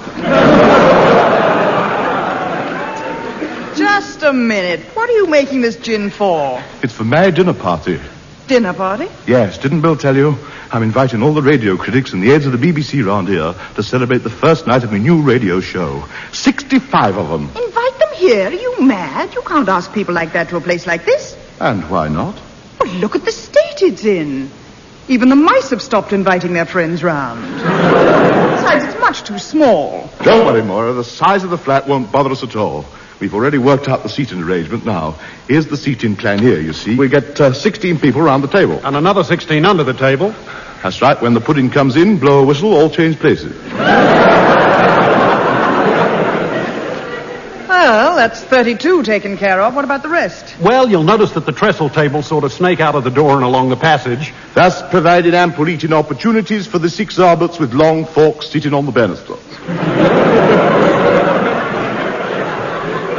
Look, Tony, this might be all right for your friends, but these are important people.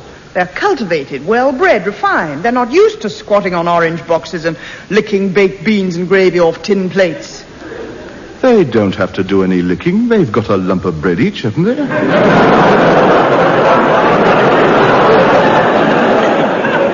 You can't go through with it. It'd be an insult to ask these people along here. Look, I'm not cancelling the party. There's too much at stake. If we don't have it here, we'll have to hold it somewhere else. That's all. Yes, but where? Hey, I know a guy who might be able to help us out there. A friend of mine. Not Edwardian Fred. No. Light-fingered Louis, crew-cut Charlie, Spanish Harry. No, I told you. I don't see those fellas anymore. They've closed down the youth club. All right, who's going to help us to get a place for the party? A guy I've known for years. The boys tell me he's just opened a estate agent's office, and he's an honest, upright, respectable, law-abiding member of the community. What's his name? Smooth Talk Sydney. Honest as the day is long. That's not much of a reference in November. Look, you've got nothing to worry about. I don't like it. But Sydney's a friend of mine, a trusted friend. All right. We'll go and see your friend. Now what are you doing? Sewing my pockets up.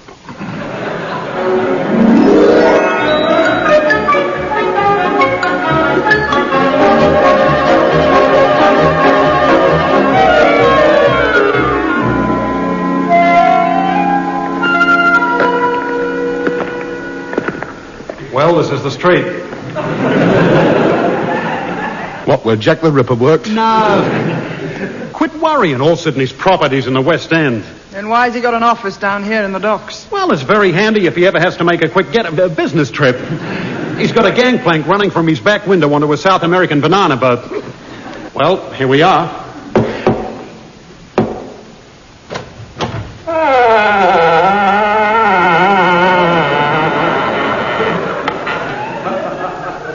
Good afternoon. Good afternoon. We wish to see Mr. James. You'll have to wait. Mr. James is on the blower. Perhaps he'll lend it to you when he's finished with it.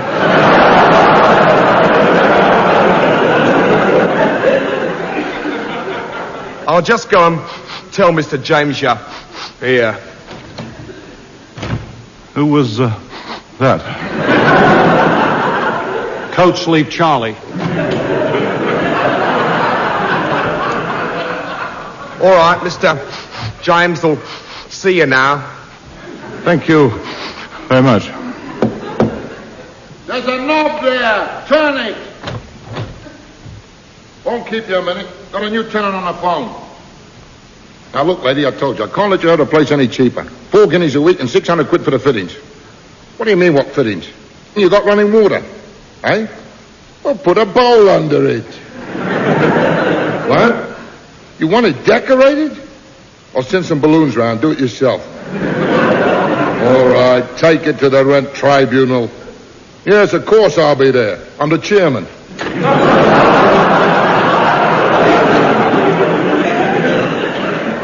Stupid old moo. Now then. Good afternoon. Good afternoon. Blimey, where's the other one? What other one? Speak no evil. Sydney! Don't you recognize me? It's Billy the Cur. Oh, Billy boy, how are you? Last time I saw you, you were running a big timber and phosphorus business in the city. Oh, Bill? Yes, selling matches outside Mansion House. Here, Billy, who's the mugs? Oh, Ixnay, please, Sidney. These are friends of mine. Strange. They look quite normal to me. Here, there's a nice bit of crackling you brought along with her. It's the best I've seen you with. Introduce me to the young lady. Sure. Sidney James, Moira Lister. How do you do, Mr. James? Pleased to meet you, Moira. Permit me to shake your hand. You won't find a hand round there. My girl. Look, Mr. James, we were wondering if you could help us. He's good at helping himself. Tony. But it's my girl. I should take your hands out of my cigar. Now then. Look, it's like this, Sidney. Some of the boys were telling me you'd gone into the estate business. Well, I had to do something. Packed up my last business because of the complaints from the GPO. Complaints? Yes, in the end I had more mailbags than I did. Now, what can I do for you? We want to find a flat for the weekend. Tony is throwing a dinner party and we're looking for somewhere to hold it. Oh, I get it. You want to hire a posh flat so you can kid the guests it's your own place, eh? That's it. You've hit the nail right on the horse of a different color. Oh, I think I may have something right up your street. No, thank you. We're trying to get out of here. Look, stupid, get your hands out of my cigar box. I'm sorry. Now then. We all make mistakes. Let's see what we got on the list. Here's one. Furnished flat over the top of a bank in... No, you can't have that one. Why not? I got two of the boys in there taking the floorboards up. Now, look, don't trouble. It doesn't seem as if you've got anything. We'll go somewhere else. No, don't go away. Don't go away. I'll find you a place if I have to... I told you to keep your hands out of my cigar box. You didn't have to slam the lid so hard. Oh, me hand. I think you've got 5 extra cigars in there now.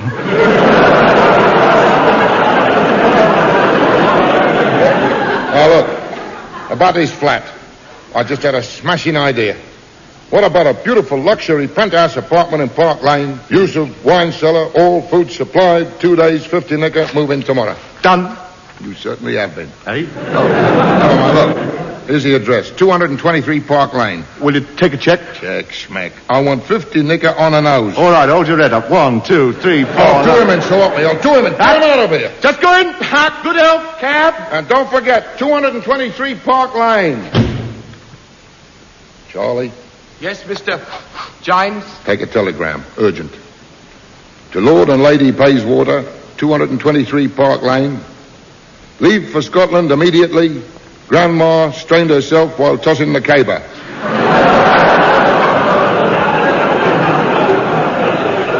Signed, Father. Oh, what a stroke of genius.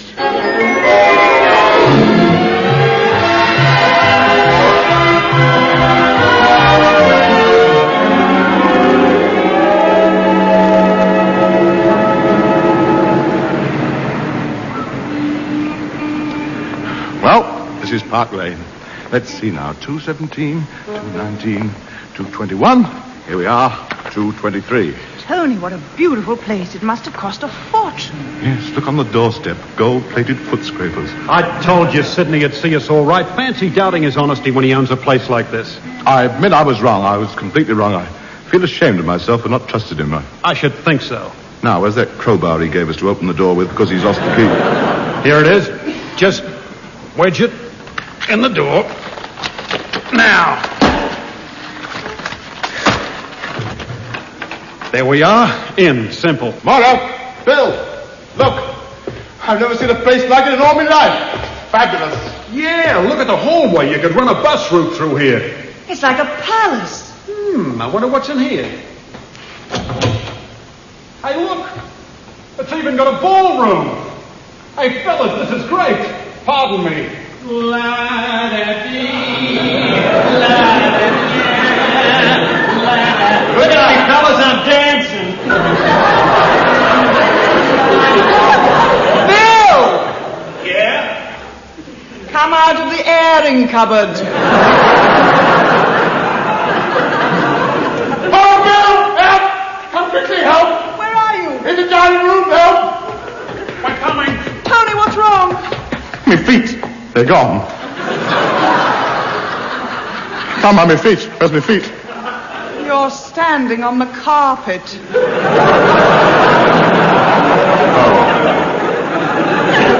Thank you, Mora. What a place. Oh, We got everything we need for the party here. Solid silver cutlery, posh dinner services, expensive wine glasses. Yeah, I've seen my glass. I'm having that one over there. No, you're not. That's mine. I saw it first. You're not having it. My party, there's plenty of other glasses. Look, I've taken a fancy to that one. So have I. Let go of it. Give it to me. Let go. Put it down, both of you. That poor goldfish has nearly fallen out 3 times. Now, come on, let's get started. There's a lot of work to be done.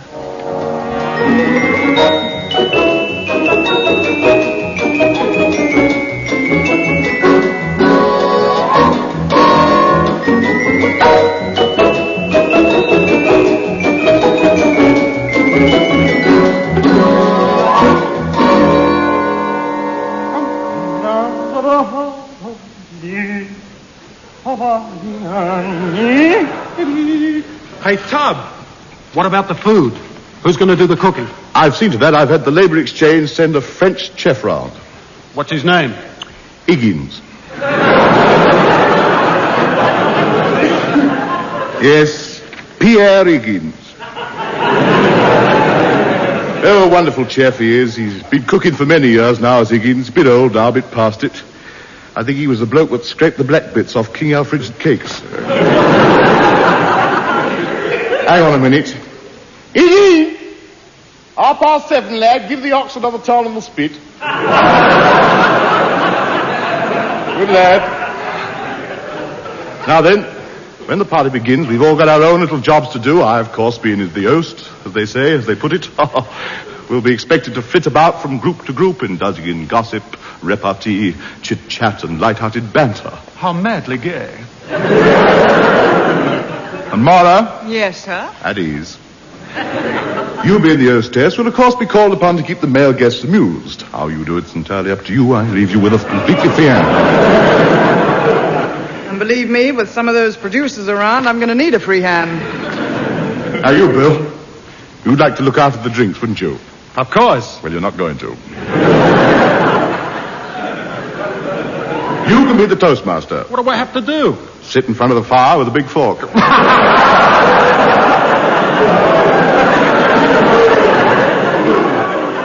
got to watch him. He's in there. Well, that's that. Tony, we've forgotten something. What? For a party like this, we must have servants. We've got to have at least 2 butlers, 2 refined, well-spoken gentlemen. How much is the job paying? Sydney! Take it easy, Billy. I just come down to see how you're making out. How do you like the flat? Great. I owe you an apology, Sydney. Forget it. So you need a butler, do you? Well, I don't mind helping my friends out of his spot. Where's the monkey suit? Hello, Mr. James. Blimey, he's wearing it. But we still need another butler, though. You called, milady? Oh, it's you, is it? It's too late to argue. The guest will be here any minute now. Sydney, Charlie, go and get the butler's outfits on. Right, come on, Charlie. Tony, they're here. The guests have started to arrive. Right, men. Action stations, artist turn. Sydney, Hello.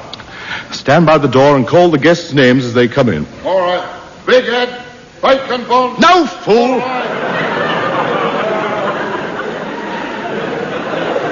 Their proper names. I'll stand here and receive me guests as they come through the door. Mora, go and drape yourself over the couch, dear. Higgins, they've arrived. Put the spuds on. Bill, switch the radiogram on. Let's have some nice, unobtrusive music in the background.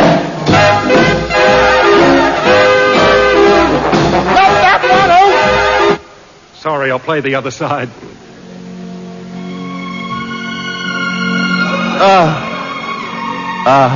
Soothing. That's better, yes.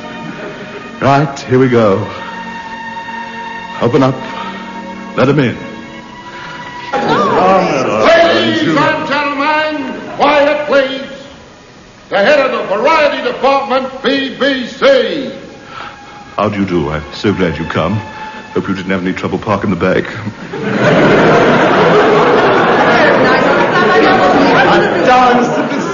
Well, I'll tore him up down here today. Of the light program. Oh, pleased to meet you. Have a sausage. Put the stick back. We haven't got enough to go round. Hello,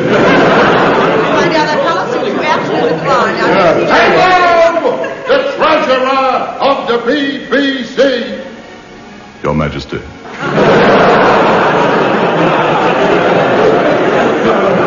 Oh, this is indeed an honor. A honor, as they say. How's the good lady? Kids all right? Dig in, lad. Hey, Tony, here come the press boys. All the newspaper critics. Better be careful here. These are the boys who matter. Diplomacy. That's what's needed. And now, Mr. Archibald Main Chumley of the Leamington Spar Observer. And Mr. Hardcastle of the Manchester Post. I'll take your flat hat, shall I?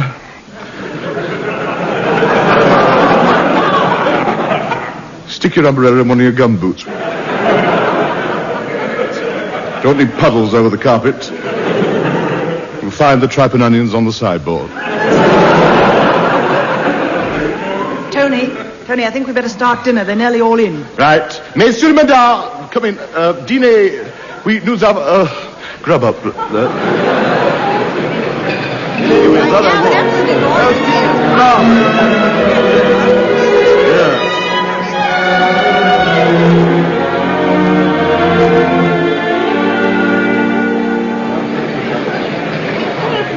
So I said to you at the time. I said, rank, I said, I'm not having it, I said. You wouldn't. Well, I don't. I mean, you know me. I don't like attitude, I said. Well, so yeah, you're like that. Have some more asparagus. No, thank you very much. Oh, right.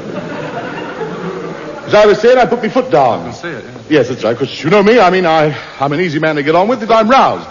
Then you're in there. Well, I'm in. I know, But I'm... Again, well, you know, I mean, I'll be led, but I won't be pushed. I won't be pushed. No, I've got to agree. I said to J. Arthur, Ranky, I call him that, of course. I'm very... intimate friends.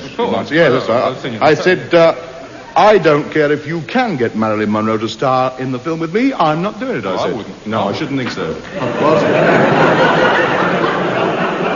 I don't want the bard, I said. I'm not stripping off and bashing that gong for anybody.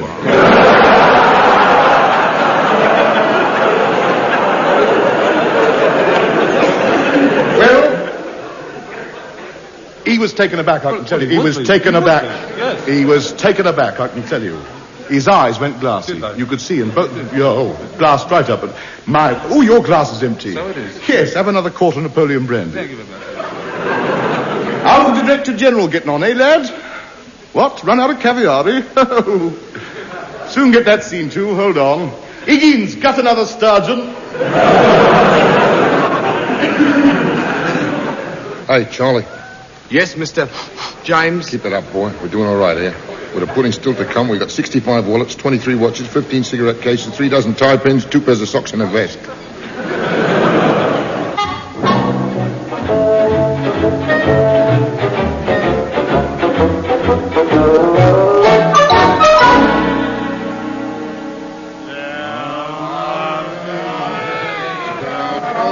There you are, Tub. I told you that gin had put the party on its feet. Only just, though, they're holding on to each other as it is. Tony, do something. They've just lit a fire. Well, that doesn't matter. It does when it's on the table. Tony, we've got to stop them. They've started throwing things out of the window. Oh, don't tell me. Tell Bill. I can't. He was the first thing to go. What's going on here? Hello, a newcomer, eh? He's a bit late for the party, isn't he? Who is he? He looks very distinguished. Monocle, top hat, tails, spats. It's funny, I don't remember inviting the Greyhound Express. Blimey, Charlie, Scarper, quick, look who's just come in. The geezer with a monocle. Who is he? The bloke who owns the place, Lord Bayswater. He couldn't have got the telegram. Come on, we've got to get out of here before the trouble starts. Gangway, mind your backs, thank you. Please, don't mind. Well, go on, Tony. The poor man looks absolutely bewildered. Don't be rude. Go and bring him in. All right. Good evening. Good evening. Was I expecting you? Apparently not. Will you be so kind as to tell me what's going on here? Hello, we're a bit posh, aren't we? My word. Well, actually, me and the boys here are partaking of a slight booze-up. Nice place I got here, isn't it? It used to be delightful. Tell me, who threw jelly over the Rembrandt?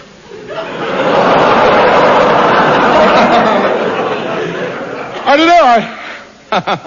I suppose it was the same bloke what slashed up them Goyas. What?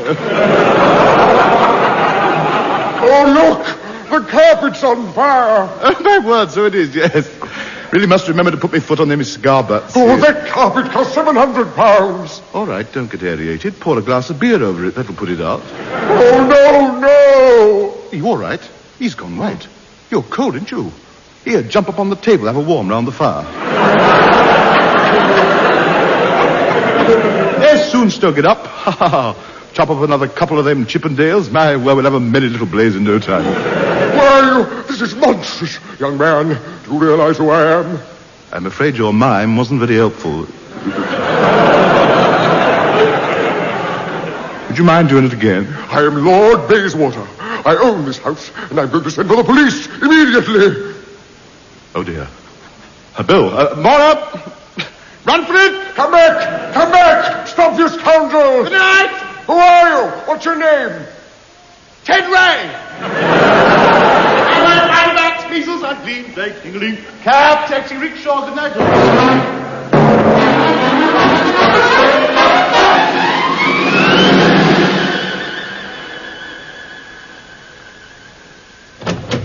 Morning, everybody. Hello, Bill. Bill, get this morning's papers? Yep, all here. Oh, good. This is what I've been waiting for. What have the critics said about my new show? Nothing. They haven't even mentioned it. Mention it after that free party I give them? Nope, none of the papers are carrying a radio column this morning. But they have one every morning. Why not today? Why not? Read the stop press. Show me. Last night, the police were called to 223 Park Lane, where 65 hooligans were arrested on charges of housebreaking, drunken behavior, and abusive language. The police are still looking for a little fat man by the name of Ted Ray.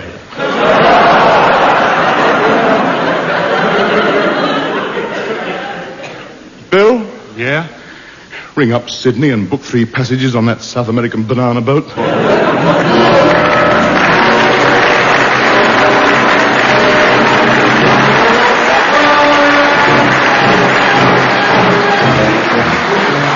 That was Hancock's first half hour, featuring the lad himself with Maura Lister, Bill Kerr, and Sidney James. Coach Steve Charlie was played by Gerald Campion and Lord Bayswater by Kenneth Williams. Incidental music was composed by Wally Stott, the script was written by Ray Galton and Alan Simpson, and the program, which was recorded, was produced by Dennis Mayne Wilson.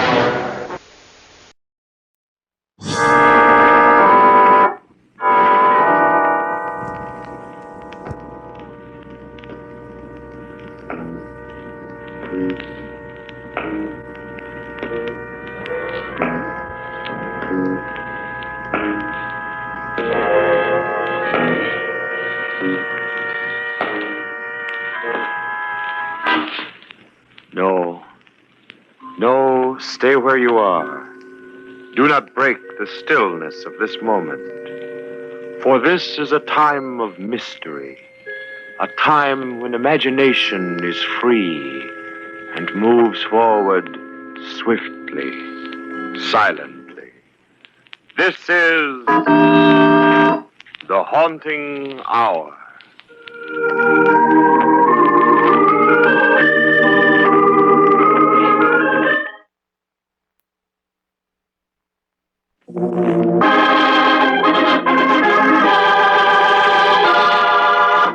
Second chance.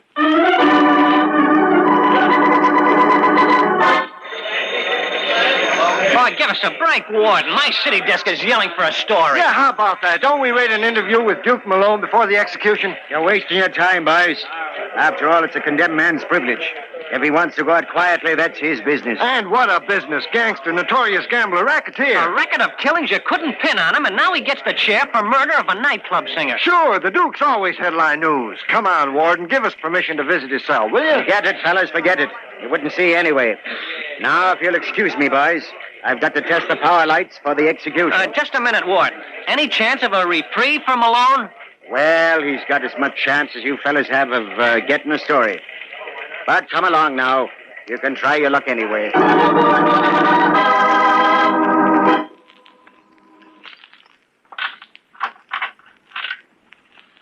I'd better phone in this story, what there is of it. You're telling me Duke wasn't much help. Okay, Duke. That's the last of them reporters. Much obliged, Yella. You did me a favor. Hey, somebody, the lights. Something happened to the lights. Now, take it easy, Duke. They're only testing the power. Look, why don't you think of something else? So to take your mind off of everything. Are you kidding? Were them just getting through testing the juice? Yeah. I know. You don't know from nothing. You never been in this spot. Now, look, Duke. I've been on this job a long time. One thing I'll never get used to is seeing anybody go to the hot seat. You know why? Because I was raised in the slums, too. I know what a slum kid is up against. Yeah? Every time I see a killer getting his legs shaved, I always think it might have been me. But it ain't you. Listen, Duke. My brother robbed a store, killed the owner. He stopped a bullet while the cops was chasing him. And that was when I knew that I was going to head for the straight and narrow. Give myself a chance. Chance? Yeah. You see, Duke, you cheated yourself. You didn't give yourself a chance. Now, I'll bet if you could do it all over again, it'd be different. You mean knowing what I know now? Yeah, sure. Yeah. Guess maybe you're right. I know what the score is now. I'm wised up. When it's too late. Well, I just wanted you to know I'm sorry. Yeah, well, thanks anyway. Getting polite in my old age. It's a laugh. Old age. Something I'll never have, because one thing it's too late for me to get is a second chance. Second chance? Second chance, huh? Wonder, would it turn out different? Sure it would. I'd make it. Starting back when I was 14, hanging around a pool room, a punk headed for trouble. I would have made it different. I remember that day. Benny and I were shooting pool in Joe's place. Sure were a couple of tough kids. No tougher than the other kids in the gang. Yeah, I remember that day. Because if I'd said no, I would have said no if I had a second chance. I would have said no.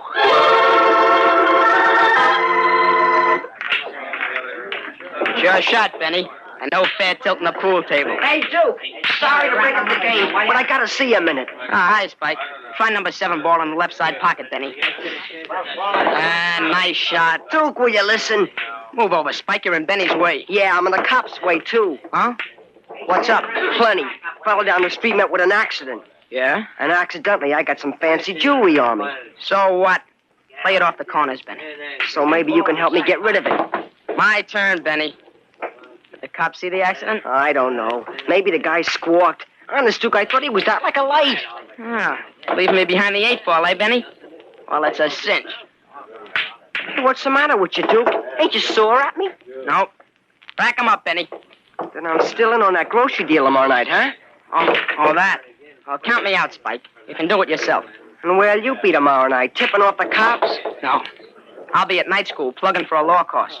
Quit your kidding. I'm serious. You're crazy, Duke. Night school? What put that on? Well, I don't know.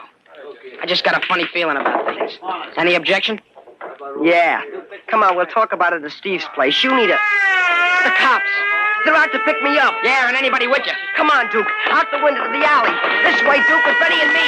Aren't you coming with us? Next to that, from now on, I'm making a beeline. The other way. What am I doing? I must be going nuts thinking this way. Giving myself another chance in my own mind. Yeah, but figuring this way, I know it would have been different. Because when they sent Spike up to the reformatory, I would have started night school. Sure, it'd have been rough. But I'd have done it. I worked days, I studied nights. No time to get in trouble. I'd make a lawyer out of myself and stay away from the shady side of the law. All right, Duke, get in the car. Spike! What are you doing in front of my house? Waiting for you, smart boy. What's the matter? Stay after school tonight? Come on, let go of my arm. Spike, I'll let you have it with this law book. Nice talking, Duke.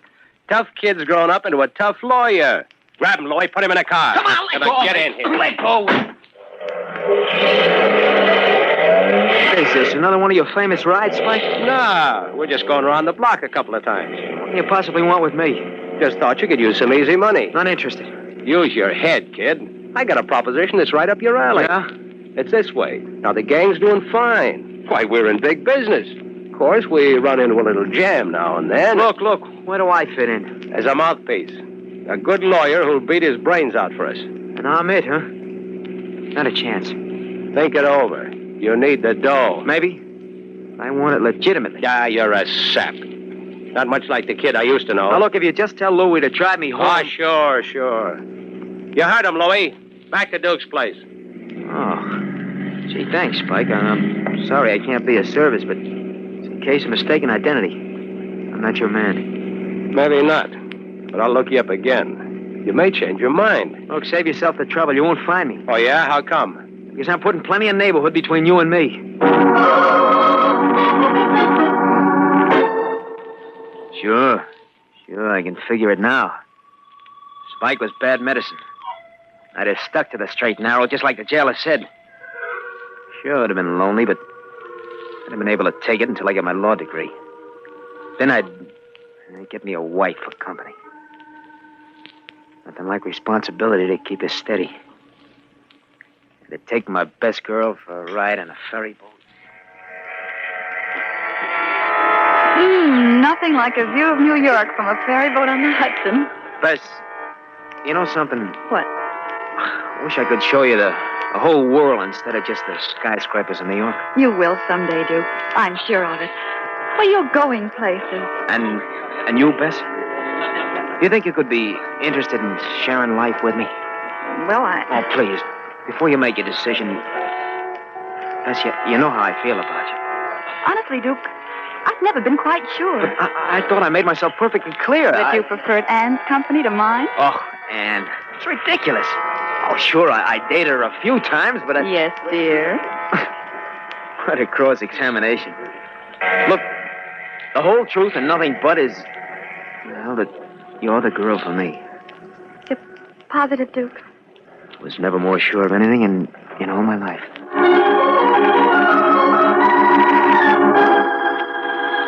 Sure, with Bess, I'd have gone places. Anne was for a mug, a punk. But Bess and a law career, being top man as a lawyer. Fancy setup in Wall Street, right in with the big boys. The legit stuff. Robert Duke Malone, attorney at law. Sorry, you'll have to make an appointment. I'll ring his secretary. Oh, Mr. Duke, good morning. Morning. Say, Duke, may I see you a moment? Hi, Reynolds. I'm sorry to inconvenience you this way. Been waiting long? Oh, that's all right. I know you're a busy man. Come right into my office. Thanks. Tell me, how's the stock market affecting you these days, eh? Not too well. Dropped a few heavy points recently. But things about to pick up, don't you think? Well, frankly, Reynolds, I wouldn't know. You see, I've been so preoccupied with sure things that I have neither the interest or the patience for gambling. Uh-huh. Have a chair, Reynolds, won't you? Oh, no, thanks. I just dropped by to invite you out tonight. Well, really? Something special on the agenda? Well, not exactly. I realized you might be lonesome. You know, your wife and children away at the country home. It occurred to me that maybe... Well, that's really nice of you, Reynolds. Then you'll accept my invitation? At the moment, nothing could sound more attractive. I can certainly use an evening of relaxation. That's what I mean. That's something. Mixing with the real thing, society stuff. That's what success does for you. A beautiful wife, a fine family, the country estate. That's doing all right. Big shot with an evening off for relaxation with the upper crust. That's the relaxation for me. Oh, it was a wonderful four-show Reynolds. I certainly enjoyed it. Glad you liked it, Duke. Glad you liked it. Tell me, who is that lovely nightclub singer? Huh? Nice, huh? Say, I noticed she sang right to you, Duke. Objection sustained. What's her name, anyway? I didn't quite catch it. Would you like to meet her? Wouldn't. Well, fine. I'll take you backstage and introduce you.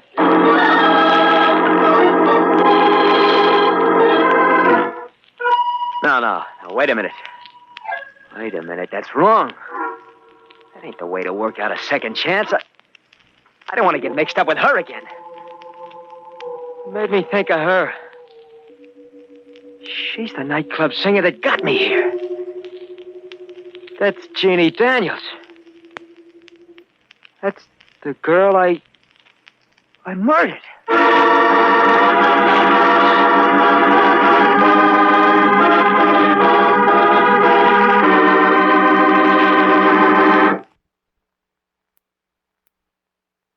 Duke Malone, gangster, is in the death house awaiting his execution for murder. Something the jailer says makes him reconstruct his life, based on the premise that, given a second chance, he would not be ending his life in the electric chair. He goes back in time to his 14th year, when he first became involved with the law, changes the circumstances, and mentally builds up an honorable existence. All the trappings of success are there. A wife, a family, an estate, rich friends. But it seems inevitable for him to meet Jeannie Daniels again. Jeannie Daniels, the nightclub singer whose death put him on the spot. The girl he murdered. I don't want to get mixed up with Jeannie Daniels again. That's why I'm getting away from it, my second chance. But I can't shake her. She's staying right there in my mind. Oh, I get it. I get it. This is going to prove that things would have been different. This is going to prove I ain't going to make the same mistake twice. I'll show her. I'll show her. Come on, Jeannie Daniels. Come on back into my life.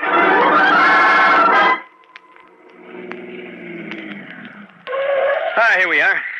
Let's park for a while. Really, Duke, I've got to get some sleep. It's almost 4:30 in the morning. You know, it's funny, but the time element seems completely unimportant when I'm with you, Jeannie.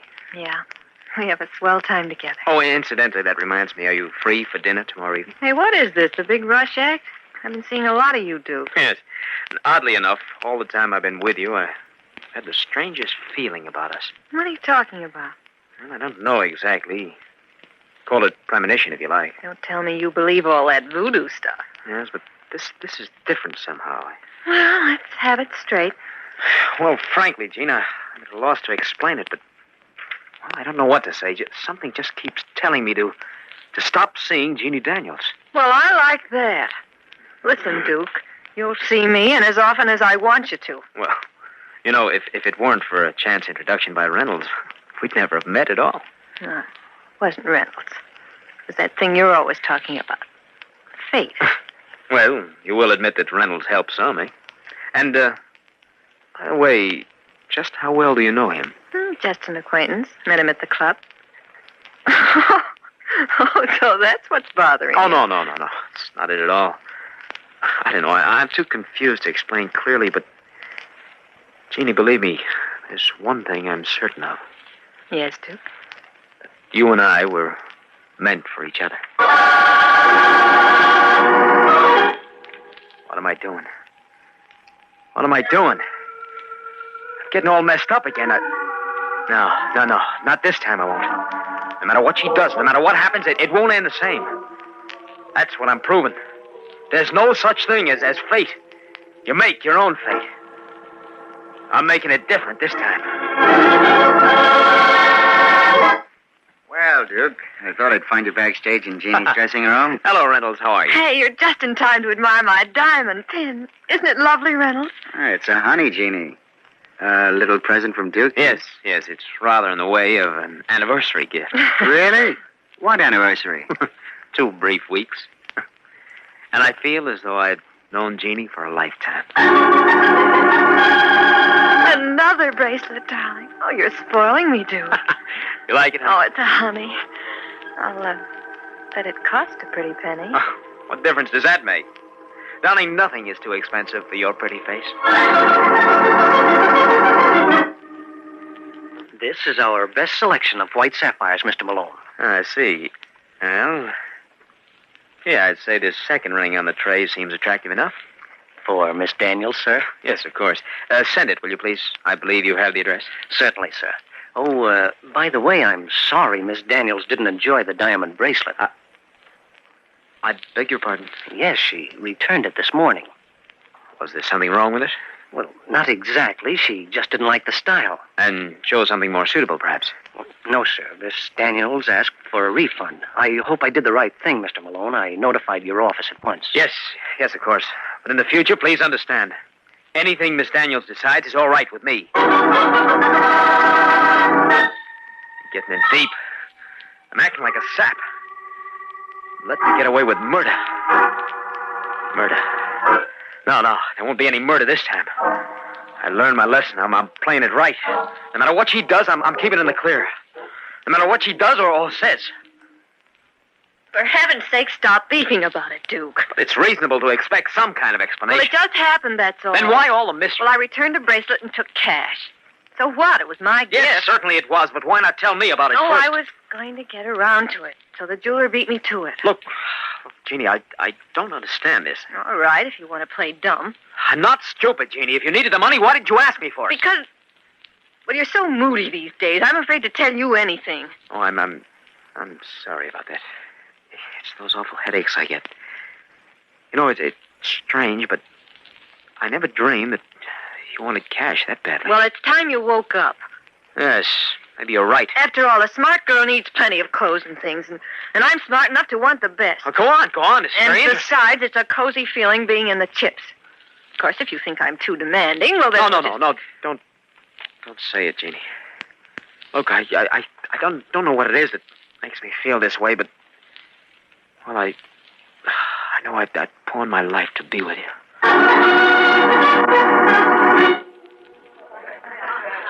That's enough ice, Duke. You're messing up the kitchen. There, the ice in the glasses, Jeannie. Heaven's sakes, Duke, put down that ice pick before you kill somebody. I can handle it. Well, come on, let's go back to the gang in the living room. Just a moment. Shut that door and come back here. Why are you looking at me that way? I'm just curious, my dear, that's all. About what? About the $5,000 in cash that you need by tomorrow night. I don't have to tell you anything. That's my business. Oh, and it's my money. Hey there, you two. You've been neglecting us. If you don't mind, Reynolds, we're busy. Oh, excuse me. Well, finish whatever you're doing and join us, won't Why don't you stay and help, Reynolds? Reynolds, that's not such a good idea. Oh, I get it. Duke's in one of his moods again. Well, don't let it break up the party, huh? Come on, let's get out of here. You give me the creeps. You're not leaving until we straighten things out. Duke, I've told you 100 times. But I insist on the truth this time. Duke, put down that ice pick. Ice pick? Oh, believe me, Jeannie, I didn't realize I had it in my hand. Well, it was a close one. I gotta watch it. I gotta watch it. Gotta get hold of myself. Because this is the test. The girl is the same, but the guy is different. Me, I'm different. I've got education. I got class. I can't spoil things in my second chance. I'll give her the money. Now, what's $5,000 to me? Life is much too sweet this way. I'll just give her the dough tomorrow, that's all. Maybe I'll break off with her. Yeah. When I give her the cash, I'll tell her that we're through. Better talk louder, Reynolds. There's something wrong with his phone. I said, is everything all set, Jeannie? Couldn't be better, darling. Huh? Why, what happened? Oh, Duke gave me some trouble. He waved an ice pick in my face. Oh my gosh. Oh, don't worry, sweetheart. It won't happen again. I bought a gun, a .45, just in case. Hey, hold on a minute, Reynolds. I thought I heard something. Uh-huh. Hello? Hello? Oh, yes, darling. What was it, Jeannie? Oh, the wind, I guess. Don't worry, Reynolds. I can take care of myself. Say, you think he suspects anything? Suspect that I'm giving you his hard-earned dough? Not a chance. Well, I'm his little soulmate. Fate brought us together. Isn't that a laugh? Go on, Jeannie. Go on. Tell Reynolds what a complete fool I've been. Duke, it's you. Yeah. Hello, Jeannie. Hey, what's going on there? Hello? I know it's funny, but I had a strong feeling that this would happen. Duke, where'd you get that gun? Right from your dresser, Jeannie. Very convenient. No, Duke, no. Listen, I can explain everything. Wait. Please. I was wrong. There's nothing to explain. Everything is very plain, very plain. I'm gonna do it all over again. I'm gonna shoot. I'm gonna kill Jeannie Daniels again. Jeannie! Jeannie! Jeannie has to be.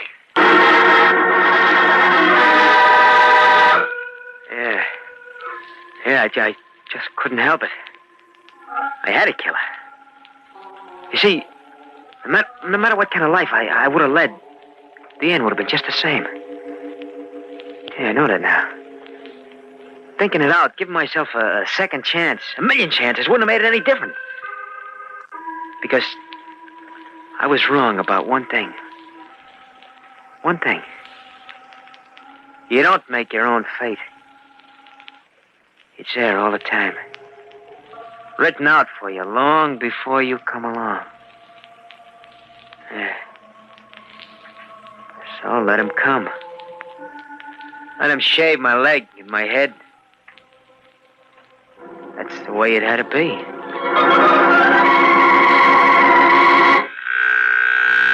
Gosh, watching an execution isn't the nicest experience I can think of. I don't seem to mind this one. Well, they're turning on the final switch. Yeah. I guess Duke's had more than his share of living. And tough luck, too. The brakes were all against him. You never know. He lived the way he had to. But what a way to go out. I think Duke's resigned to his fate by now. I don't know. If he could relive his life, I'll bet he'd think twice before murdering anybody. Perhaps. But you know, life has a way of dictating and catching up with you. No, even with a second chance, he'd probably wind up in the chair. Yeah, maybe you're right. Some guys never learn.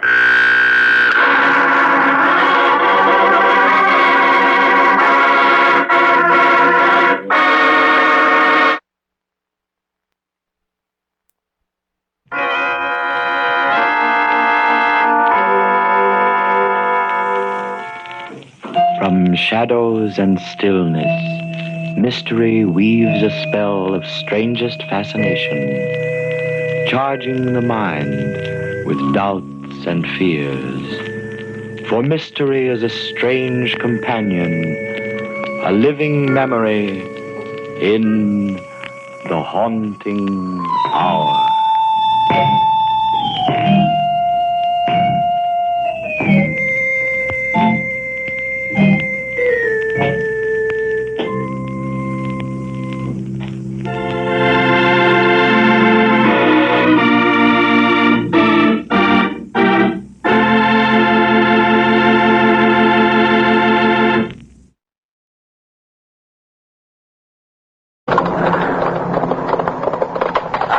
Beg your pardon.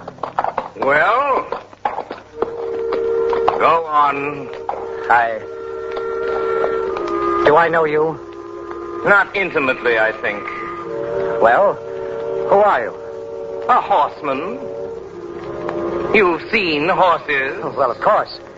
That is, but... This is a horse. I am a horseman.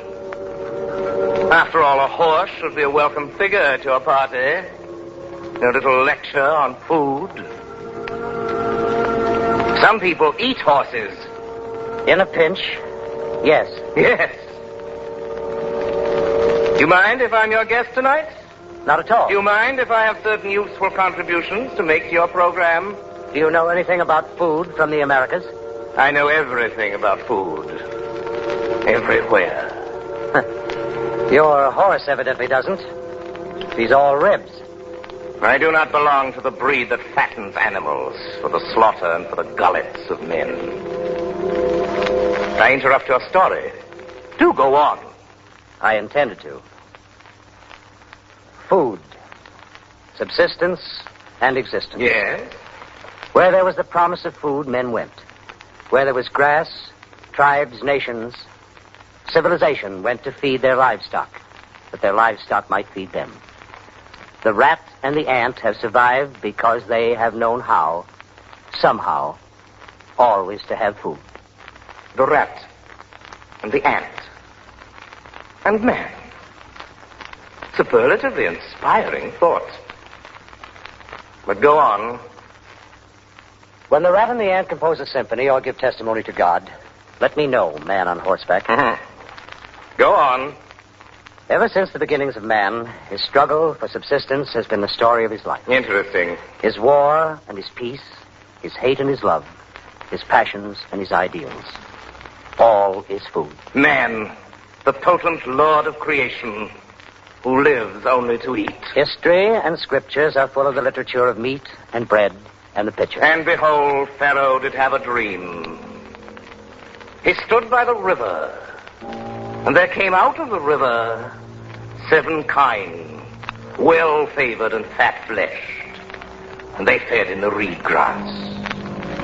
And behold, 7 other kine came up after them, out of the river, and the ill-favored and lean-fleshed kine did eat up the well-favored and fat kine. And he sent for Joseph out of his dungeon, and Joseph told Pharaoh, "This is the why-for of your dream. There shall be 7 years of great plenty in Egypt, but afterwards there shall be 7 years of hunger in the land, and the plenty will be forgotten, and hunger shall consume the land." And Joseph told Pharaoh to store up his food in times of plenty, that there should be food enough in the lean years. The devil can quote scriptures. Why can't I? Today, the world is at war. There is plenty where the torch is not put to the granaries in the fields. There is hunger where the armies, like locusts, swarm over the tortured lands. Here in the Americas, the torch of war is not yet laid to the fields and bins and granaries. Can America, can this hemisphere alone feed its own and feed a world besides? No. Yes. Will we supply the world with food when it is hungry? Yes. Fool. And is it hungry now? It starves. Then there will be food. You need ships to carry food. We'll have the ships. They will be sunk. We'll sink the sinkers. There'll be other ships. And where, tell me, is all this wealth of provender? All this food for yourself and for the rest of the world? Where is so much in the root and on the stalk and on the hoof? We have some. We have much. And you, my optimistic friend, who are you? I am a gaucho, and I am only one of many, and there are many such many. I come from the great plains of the Argentine, from the wide pampas. A cowboy, you would say, up here? I wouldn't. No, not you, perhaps, whoever you are, but the other one, the American, yes? Yes, my friend, I would. Ladies and gentlemen, a gaucho, a cowboy, if you please, from the plains of South America. The finest and beefiest beef on earth comes from those plains. It goes out in ships with ice, how you call it? Refrigerated. Yes, and in cans, to where the armies are spread across the world. With the United States, with Mexico, with Uruguay, we have beef enough to feed the world. From the pampas to the huge slaughterhouses goes the beef, then to be frozen and packed or tinned, and into the ships, fanning out across the world, across the oceans, across the equator, past Iceland, joining the quiet convoy. Watch out! Submarines. Cruising the deadly ocean into the cold, the icy waters of the northern seas. Archangel. Watch out, you fools! Dive bomber! Past submarine, past bomber and surface raider. Murmansk. You can't make it. The sea is sown with mines. Murmansk, and we're in, boys. We're in with beef from the Argentine. The harbor is mined, I tell you. The sky is full of ruin. Trucks, the railroad, taking the cargo, taking the beef of the Argentine for the sinew of the Russian bear. Food, the ultimate fuel of the offensive.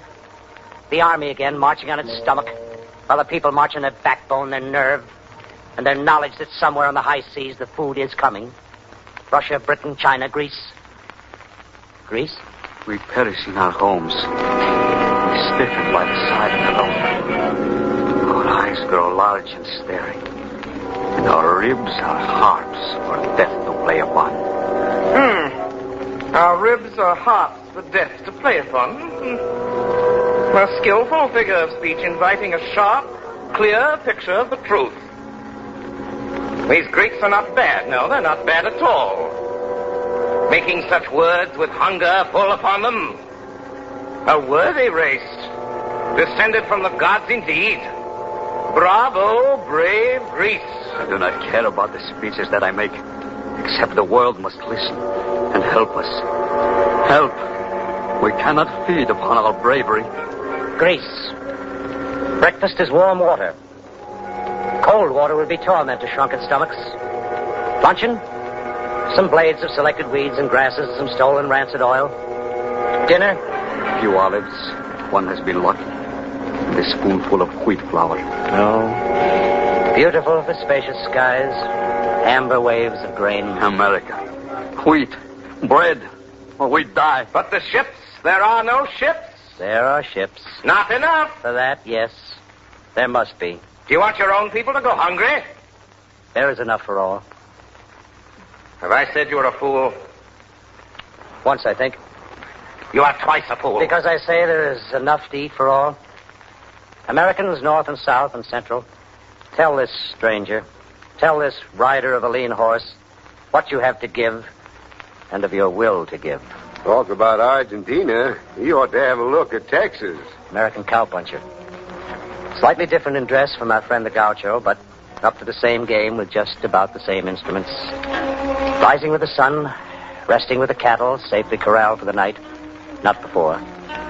Using his rope like an artist, calling it a lasso. Or a riata, short for lariata, which is where we get the word lariat.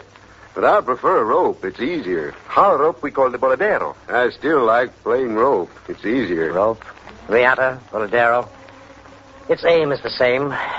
Gaucho, vaquero, cowboy. The game is the same. To feed the world. And panhandle or pampas, the business is beef. More beef than you can count from now to the low Sierras. Cattle that move like a dark ocean across the prairies. Cattle as far as the eye can see. Millions of head.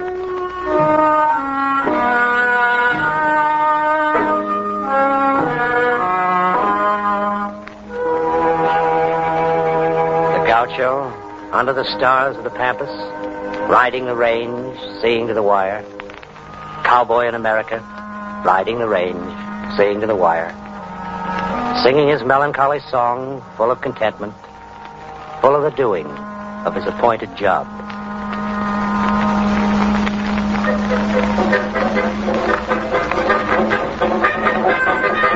Let's talk about coffee now. Not exactly a food, but closer to it than a good after-dinner cigar, which makes a good dinner taste better and digest better, more than likely. There is more coffee in Brazil than the world can use. Hills of coffee, slopes full of the coffee plants, mountains of coffee beans. Coffee. Hot and piping. To warm the heart and lift up the spirit. The worker's wine. The soldier's companion. Across the vast sweep of the hemisphere, the farmlands lie open to the mercy or the malice of the zones. In Manitoba, Canada, the farmer frowns at a head of wheat. Rust. I should have burned those barberry bushes earlier. That's what spreads the rust. In the dry, difficult plateau of Mexico, a humble farmer rests on his worn spade. It is very hot. It is a world of other people's mouths and of his own pockets, and both need sorely to be filled. And the worn spade moves again.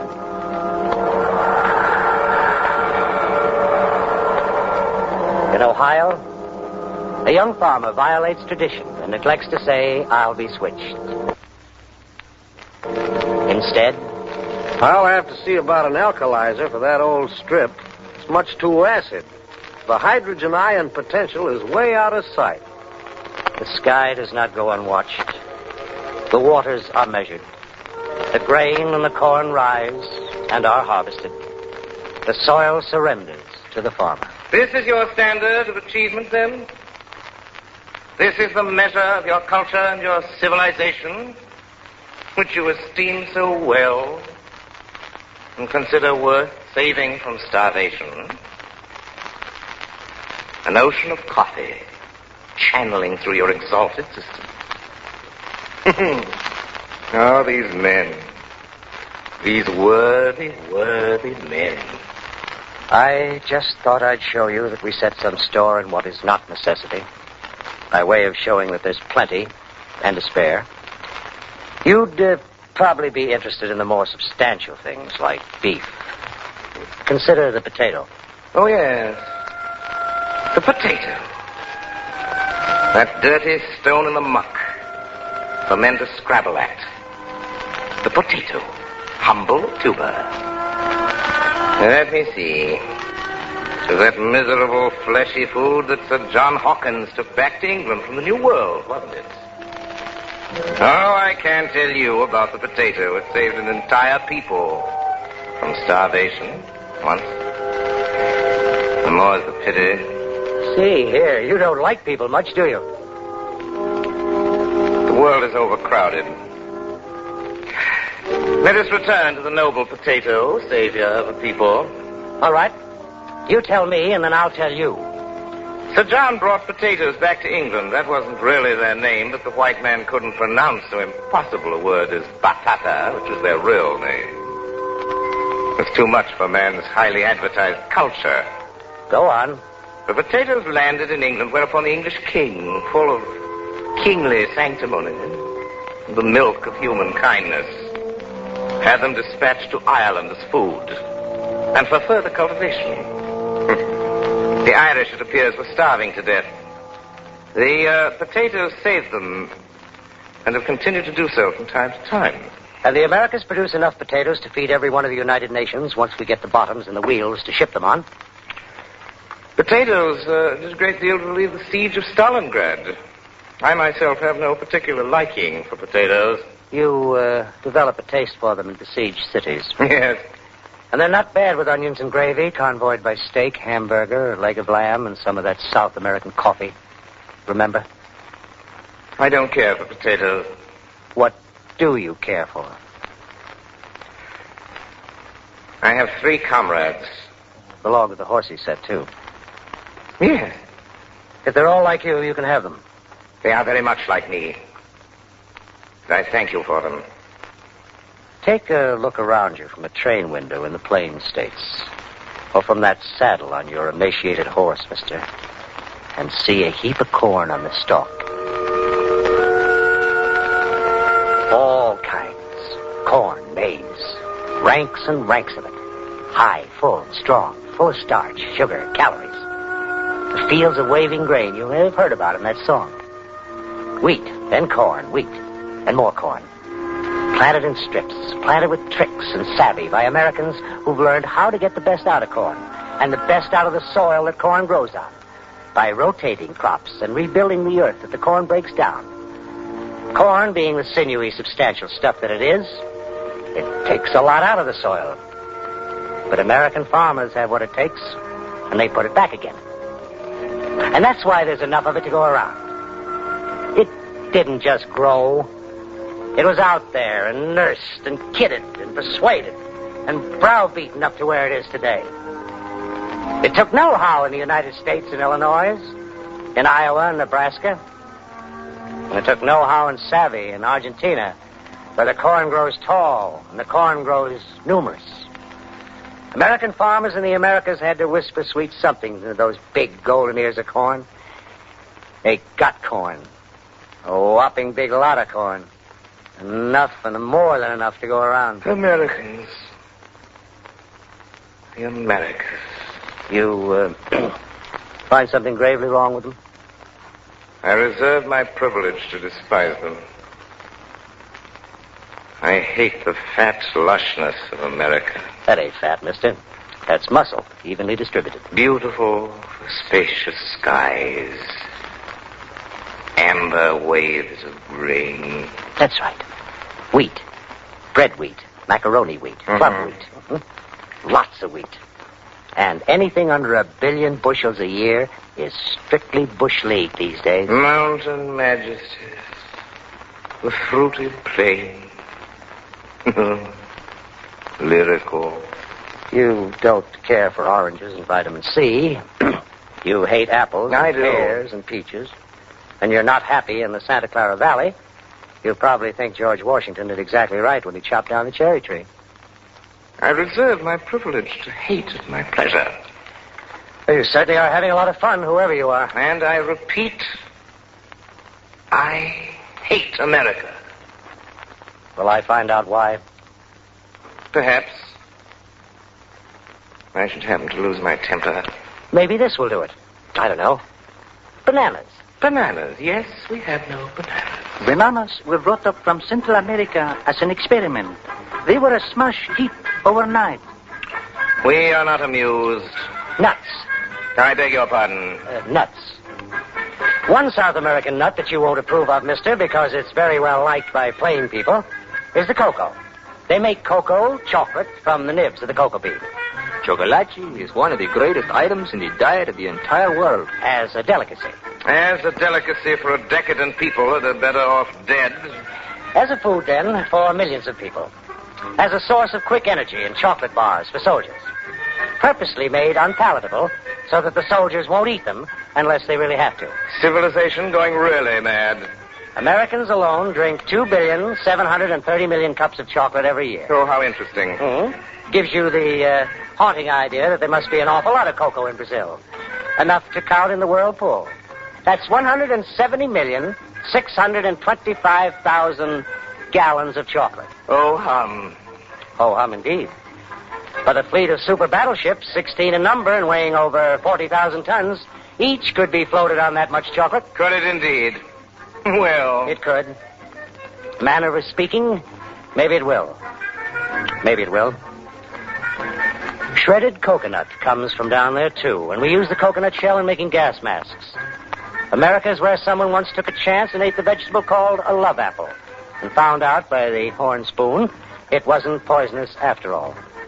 We call it a tomato today, and its juice is a cheap and potent source of natural water-soluble vitamin.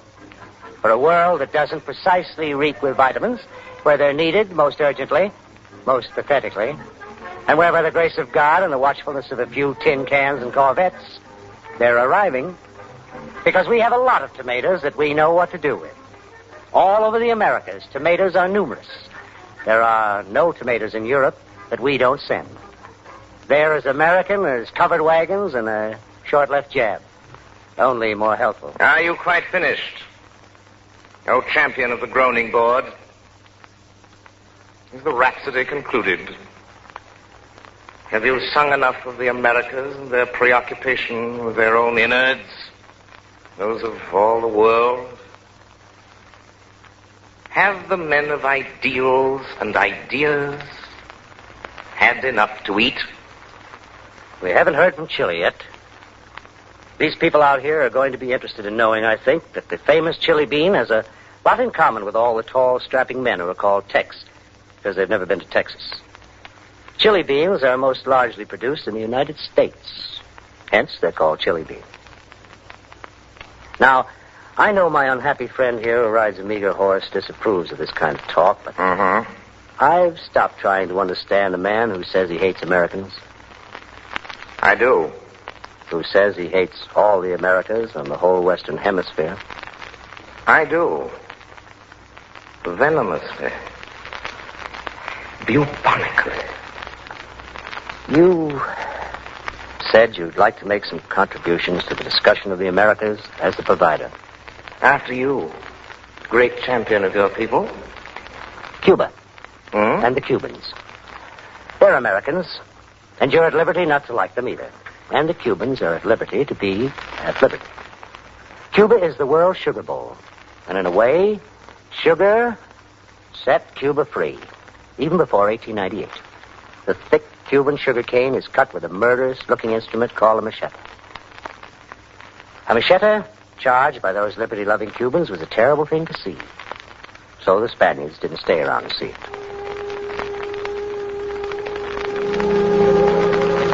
The Western Hemisphere can feed the world. It has quantity. It has infinite variety. The limits of both have never been tried. There is no philosophy beyond the facts. Others need, we have. We are richly able to share. We do share. We must share more. We shall. That is the simple progression. If it is broken, we are broken. For more and more we live for and by our fellows in this world.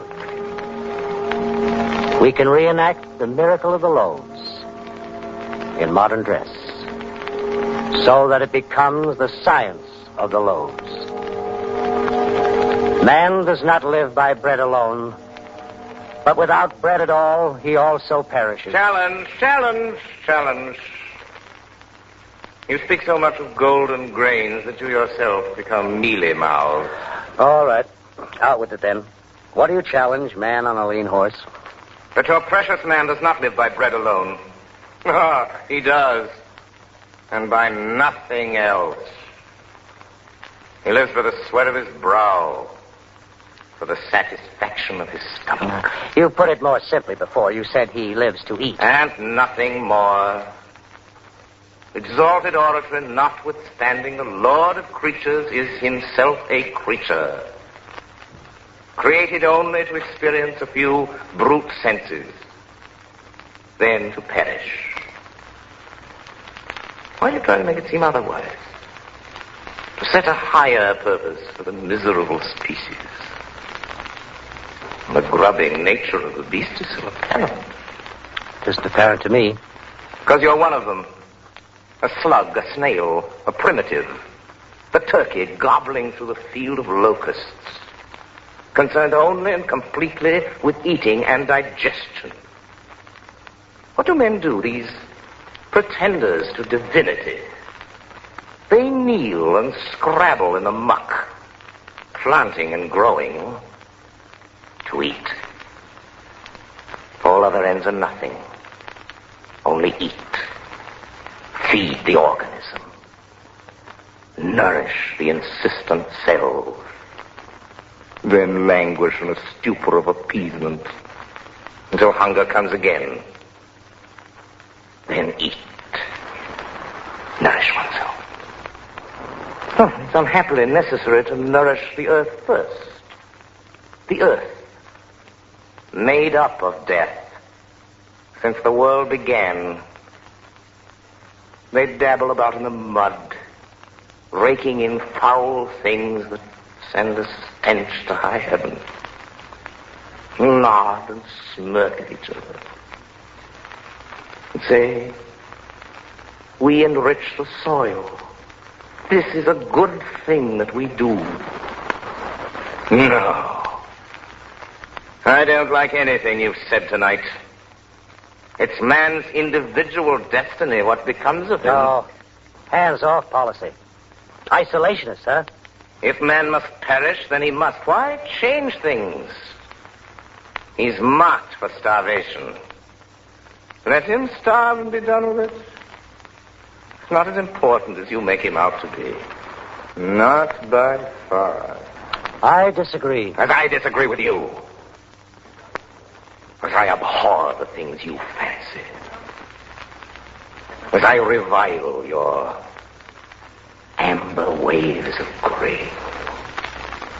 And your fruited plains. And your babble and prattle of plenty. Your continents and their meddlesome fertility. I hate them. For they are wasteful and prodigal, contrary to the law of survival, of selection. I tell you, I hate America For I am famine. I am the fourth horseman of the apocalypse. I am famine. And America is my enemy.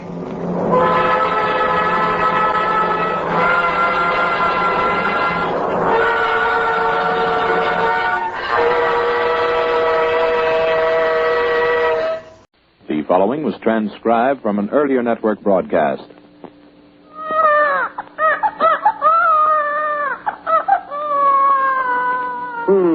Sounds like the American Broadcasting Company just had a new program.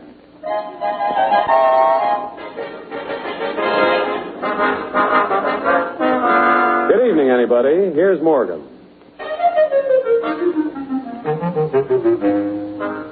ABC presents Henry Morgan in a program featuring Susie Dussault, Charlie Irving, Bernard Green and his orchestra, and a few surprises.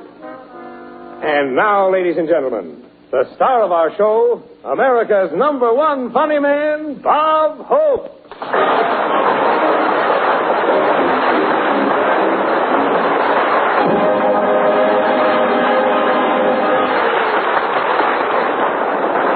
Peanuts. This is Henry Morgan. The reason the announcer said Bob Hope was we figured we'd get, 12 million more listeners. If you tune out now, kid, you're just a sore loser. Now, about this show, I'll tell you the truth. The American Broadcasting Company was suddenly stuck with 30 minutes of dead air. They had all this time, see, with nothing in it. Now, where this 30 minutes came from is quite a fantastic story. Some say that the guy who comes in here in the morning and opens the station for the day arrived one morning when his watch was a half hour fast. And he started broadcasting a half hour too soon, see? And by evening, here was this empty half hour sticking out. Of course, the executive responsible for this was dealt with. Before they fired him, they made him turn in his ulcer. And then they flogged him with a wet Jimmy Fiddler script. Anyway, they were stuck with this time. One vice president suggested that they get the public library to sponsor 30 minutes of silence. They were going to call it Program to Read By. Well, the library turned it down because they said they weren't getting a full 30 minutes of silence because at the opening, the announcer said, Then somebody else suggested that we do a half hour of tobacco auctioneering. Split the time, he said, between L.A. Speed Riggs of Goldsboro, North Carolina, and F.E. Boone of Lexington, Kentucky.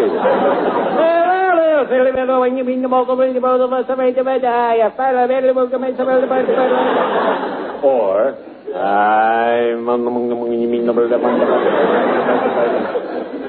It was difficult, though. The trouble was we couldn't find a writer to write that stuff. Anyway, somebody suggested that, if you can't get a new type program for the free time, why not have one of the shows that's already on the network do the same thing twice? They asked the Lone Ranger if he'd take over the time, but he said, no, this is the night that Silver listens to the radio. You'd be surprised, kids. Everybody has turned this half hour down. Harry Wismer, Jack Armstrong, Alma Kitchell, until they came to me. Oh, it's not that I needed the job, but they made me such a good offer.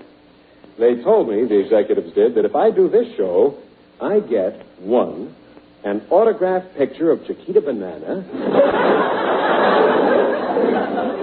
2, a season pass to Grant's Tomb, and 3, a rubber stocking, which I don't need. Then we had the problem of giving this program a name. It's very difficult. You think this is easy? We were going to call it the Jack Benny Show, but we found out somebody was using that. We had... Oh, pardon me. Come in. Mr. Benny? No, I said we were going to call it that. Now, this show will be... That was terribly amusing when we did it the first time. This show will be divided into 2 parts, an opening and a closing, and I, of course, am in the middle. Now, everything that happens from now on will be a public service. As a public service, we present...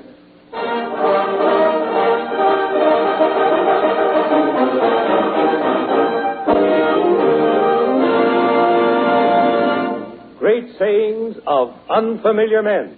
Friends, many things were said last week that you may not have heard. Who said it or where it was said isn't important. But what is really unimportant is what was said. Presenting the quotation of the week.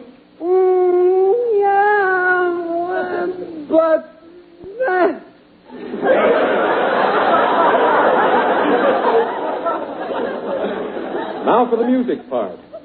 We were going to have the ink spots. But you know the fellow who says, "Do I worry?" He was too worried to come tonight. So instead we have Ross Gorman.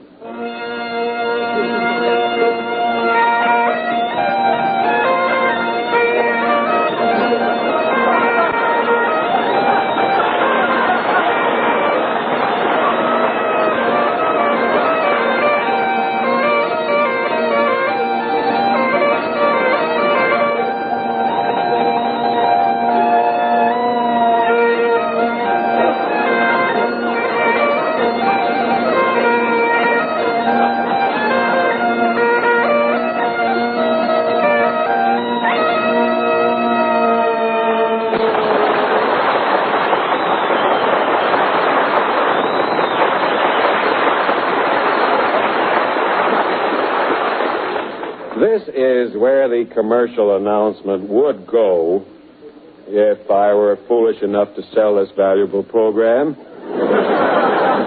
But I won't.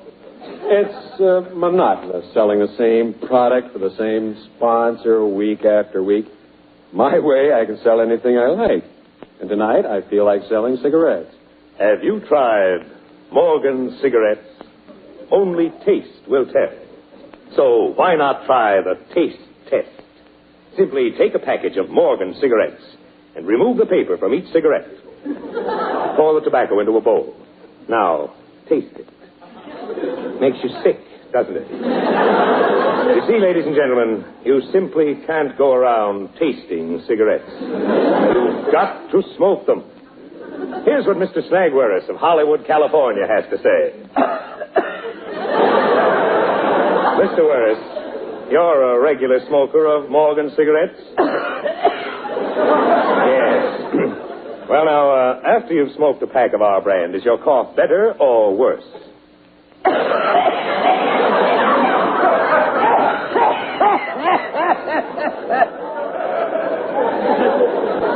Better. Much better.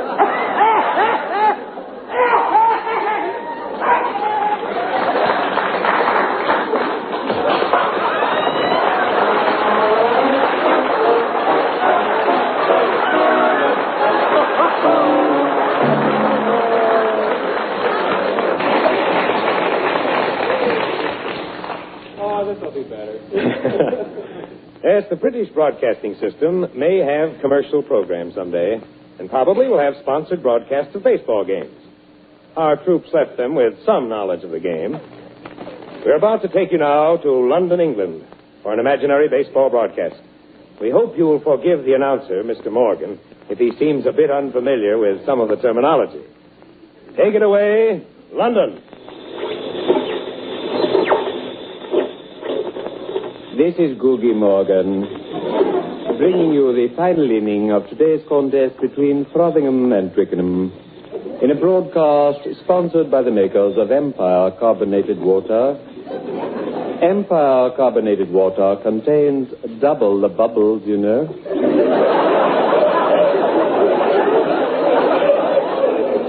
I dare say we have proof positive of this. Double the bubbles. Oh, yes. It's been a lovely afternoon. The fog having lifted twice for a sum total of 17 minutes. At present, the scoreboard reads, and doubtless writes, too. Sorry. The scoreboard reads, Twickenham nothing, Frothingham 0. The next player is to be Mr. Egbert Toad. Mr. Toad is native to East Clottingshire and stands 10 stone and drinks 3 hogsheads. As he stands at the basin... thank you. As he stands at the plate...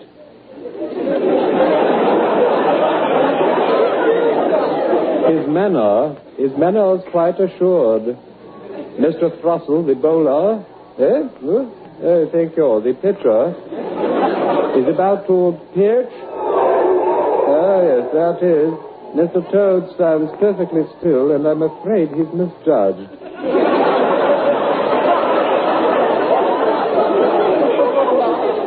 That would be 1 strike, I imagine. Here's the following attempt by the pitcher. And Mr. Toad thrusts mightily. Made quite an admirable contact. This may well win the game, you know. The ball is quite high in the air. Several players are making for it. You know, this Toad fellow reminds me that some seasons ago I had the good fortune to spend a fortnight or so in East Clottingshire. Never met the Toads, of course, though I did encounter a rather interesting old gentleman by the name of Girridens or Givney or some such. Fascinating fellow. Seemed to have spent the major part of his time in India, though he'd been elsewhere. Tanganyika, I think he'd been there. Strait settlements, yes, he'd been there. I do believe he'd even been to the States back in 1912, somewhere around there. Had this daughter, you see. She'd become confused with some chap from Cape Town, according to what the old chap told me. Fellow enlisted, joined the Royal Fusiliers. Was injured, too. Got knocked about a bit by the premature explosion of a fusel. Never saw him again. The old gentleman, I mean. Well, let's see. That Toad fellow appears to have run quite around the field. Won the game, I imagine. However, there's to be another contest tomorrow. Or Friday, I think. Perhaps you'd best check on it. This broadcast was sponsored by Empire Carbonated Water Company. Double the bubbles, you know. Cheerio.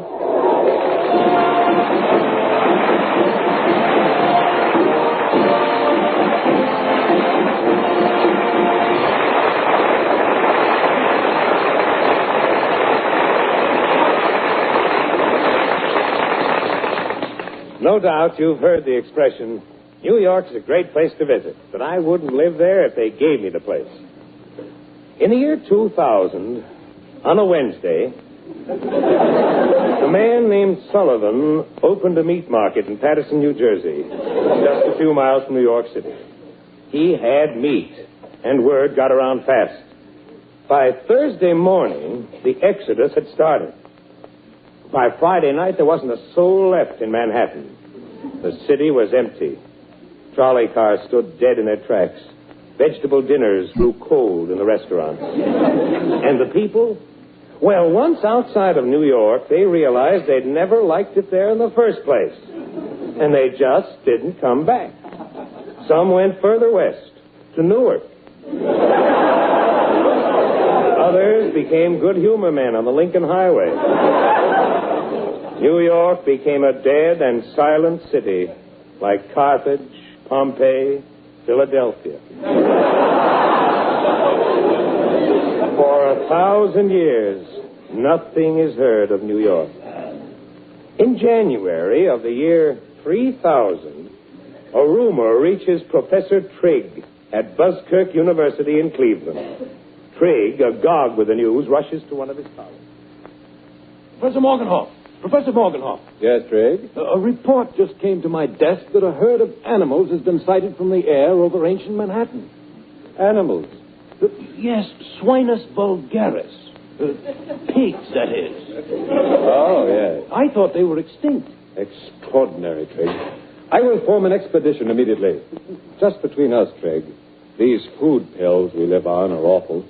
We start at once. 5 minutes later, A rocket ship sets the expedition down in ancient Manhattan.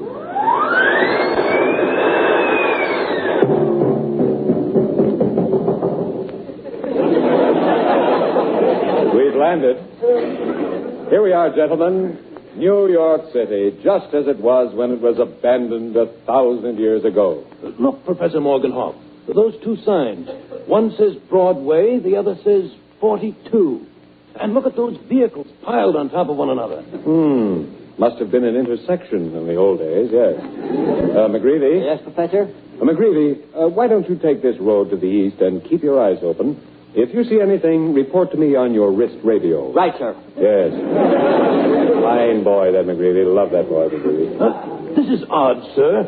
Poles with red and green lights on them. Poles with red and green lights? Oh, yes. Those were traffic signals in the old days. They were used in a game played with automobiles called Beat the Light. Oh, that's McGreevy signaling on his radio. Yes, McGreevy? I found a bottle with a note in it. What do you make of that? I'll read that again. I don't mind if you do. Go right ahead. What do you make of that, Morgenhoff? Much better. Well, years ago, sailors in distress put notes in bottles and tossed them overboard. What does this note say, McGreevy? It says, leave 2 cuts milk, 1 pit cream.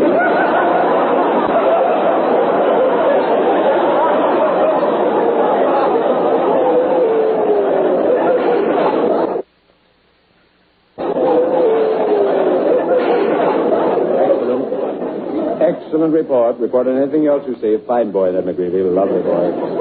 Say, this looks interesting. The sign over the door says drugs and soda. Rather have a scotch and soda, would you? What's in this little booth here with the glass door? Well, I think that was called a telephone, Professor. Put that piece next to your ear. This piece here? Put it next to my ear. All right, yes. I'm still trying to get to a party.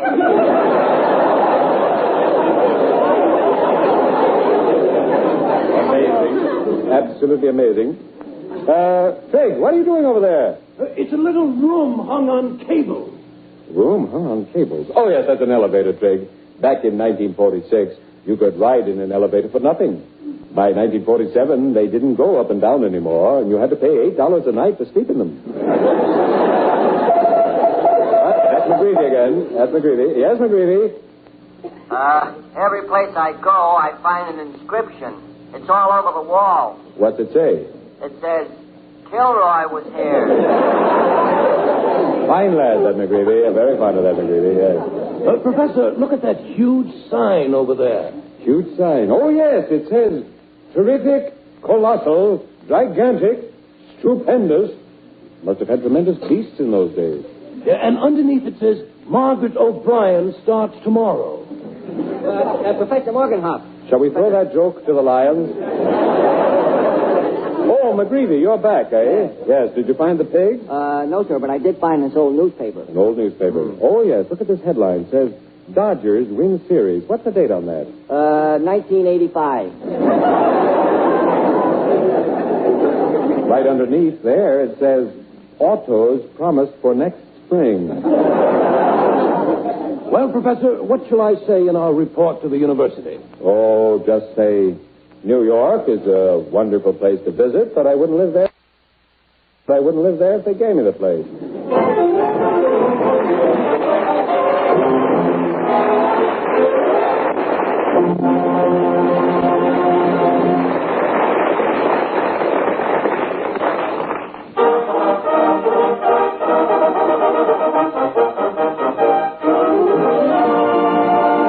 As a public service, we present the first in a descriptive series about people who give advice, entitled Help. I'm walking down the street looking for a certain address. Pardon me, mister. Do you happen to know where 675 Sunrise Road is? Funny thing, I'm going there myself. Oh, swell. Where is it? I don't know. Let's ask somebody. So I lose this character, and I ask somebody else. Lady, do you know where 675 Sunrise Road is? Well, it's about 3 blocks down the street. Turn right at the gas station and, well, hello. So I lose that character after 2 or 3 hours. And I ask somebody else. Pardon me, sir, but do you know where 675 Sunrise Road is? Yes. Well, is it around here? Yes. Can you tell me how to get there? Yes. Do you mind telling me? Yes. If you don't want to tell me, what are you standing here for? He asked me what I'm standing here for. Oh! Come, Rover.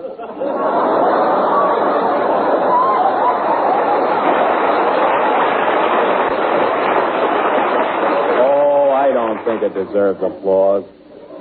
So next, maybe it does. Well, we'll never know. So next, I bump into a little old man who looks like he was in New York when they bought the place. He should be. He ought to know. Pardon me, sir. Can you tell me where 675 Sunrise Road is? Tell you anything you want to know. Speak up, young fellas. Well, can you tell me... Know this city like the back of my hand. Was born here. How old would you say I was, young fellas? Well, 85? 92. Don't look it, do I? No, you look more like 85.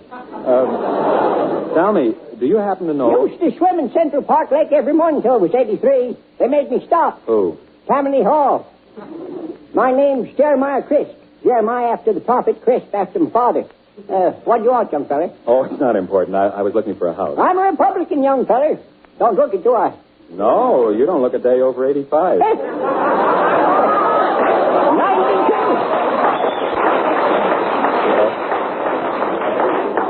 I says 92. Healthy living, does it? Never drink water from faucets. Why not? Runs through the ground. Got to get dirty.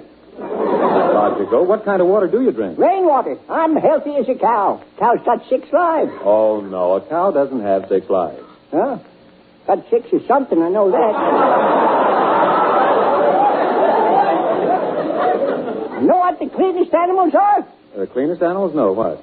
Pigs. I never seen a pig expectorate. What's troubling you, young fellow? You look fidgety. I was just in a hurry to get somewhere, but it doesn't matter. Know what the trouble with the country's economy is, young fella?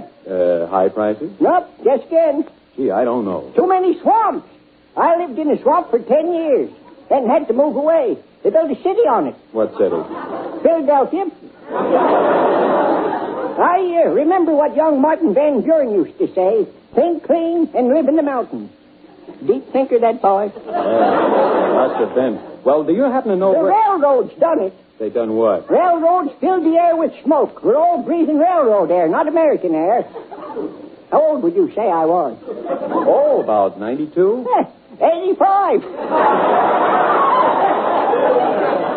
So long, young feller. And remember, keep your feet on the ground and your nose to the grindstone and your eye on the politicians. Jeremiah Crisp said it. Well, I'm glad to have met you. Thank you. The shadows of dusk are slowly lengthening over the great metropolis. The lights of the city are twinkling on one by one. It's very picturesque. And I'm still looking for 675 Sunrise Road.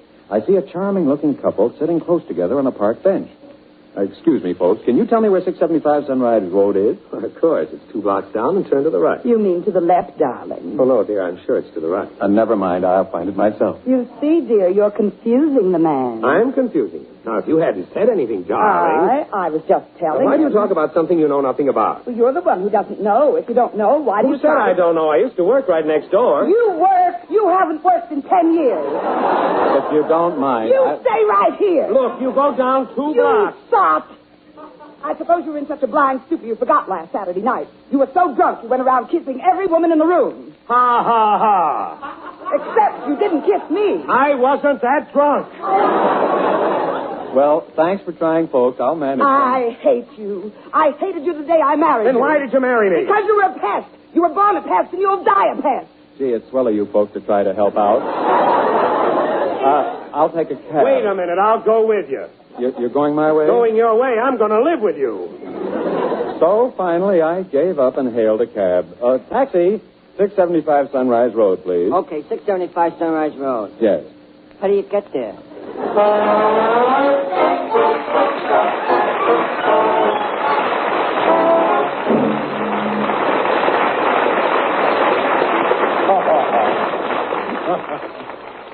Well, I don't know what radio's coming to, but I know where it's been. People are asking more questions today than ever before. We have to stretch a little. I think we're going to be a little short. People are asking more questions today than ever before. And they're getting fewer answers. Now, in an effort to alleviate this serious shortage of answers, we bring you... a lot of time in this. Yes. In an effort to alleviate this serious shortage of answers, it's going to get pretty dull. 2 L's in alleviate? Yes, and 1 B. B-I. We bring you the fellow who knows everything. Everything, that is. Radio's famous question man. Now, if you have a question you'd like answered, I'll repeat that. If you have a question you would like answered, send it in. Now, the question man. Good evening. Our first question, sir, comes from Mrs. R.K. of Newark, who asks, are hockey pucks edible? Yes, hockey pucks are edible and are pronounced delicious by epicures. When a hockey puck is boiled with greens, the greens become soggy and are pronounced soggy by epicures. Mr. M.B. of Scranton asks, who played second base for the Baltimore Orioles in 1902? This position was held down by the first baseman. Mr. M.B. of Scranton asks, well, in that case, who played first base? The Mill on the Floss was written by George Eliot. Our next question. George Eliot asks, what is meant by the term postman's holiday, and how did the expression originate? The term postman's holiday refers to a holiday taken by a postman. It is not known how the expression originated. Mr. Casey of Topeka writes, I often hear people say, well, there's more than one way to skin a cat. Is this true? Yes. Send for my free booklet, 89 Ways to Skin a Cat. Mrs. R.D. of Atlanta wants to know, do some foods contain more calories than others? No. Some foods contain less calories than others.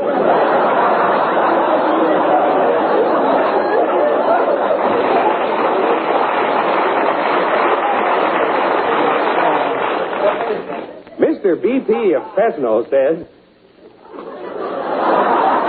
my friends all submit questions to the question man. I am made sport of because I cannot think of any questions. Can you help me? Yes, I can. Send for my free booklet, questions suitable for submitting to the question man. If you have a question, send it to the question man. Are we still short, Charlie? Or can we, on the nose. Keep going. If you have a question, send it to the question man. Enclose $5 to cover the cost of living.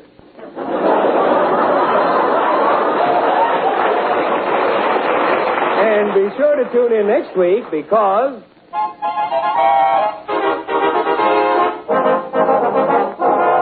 Morgan will be on the same corner in front of the cigar store next Wednesday at the same time.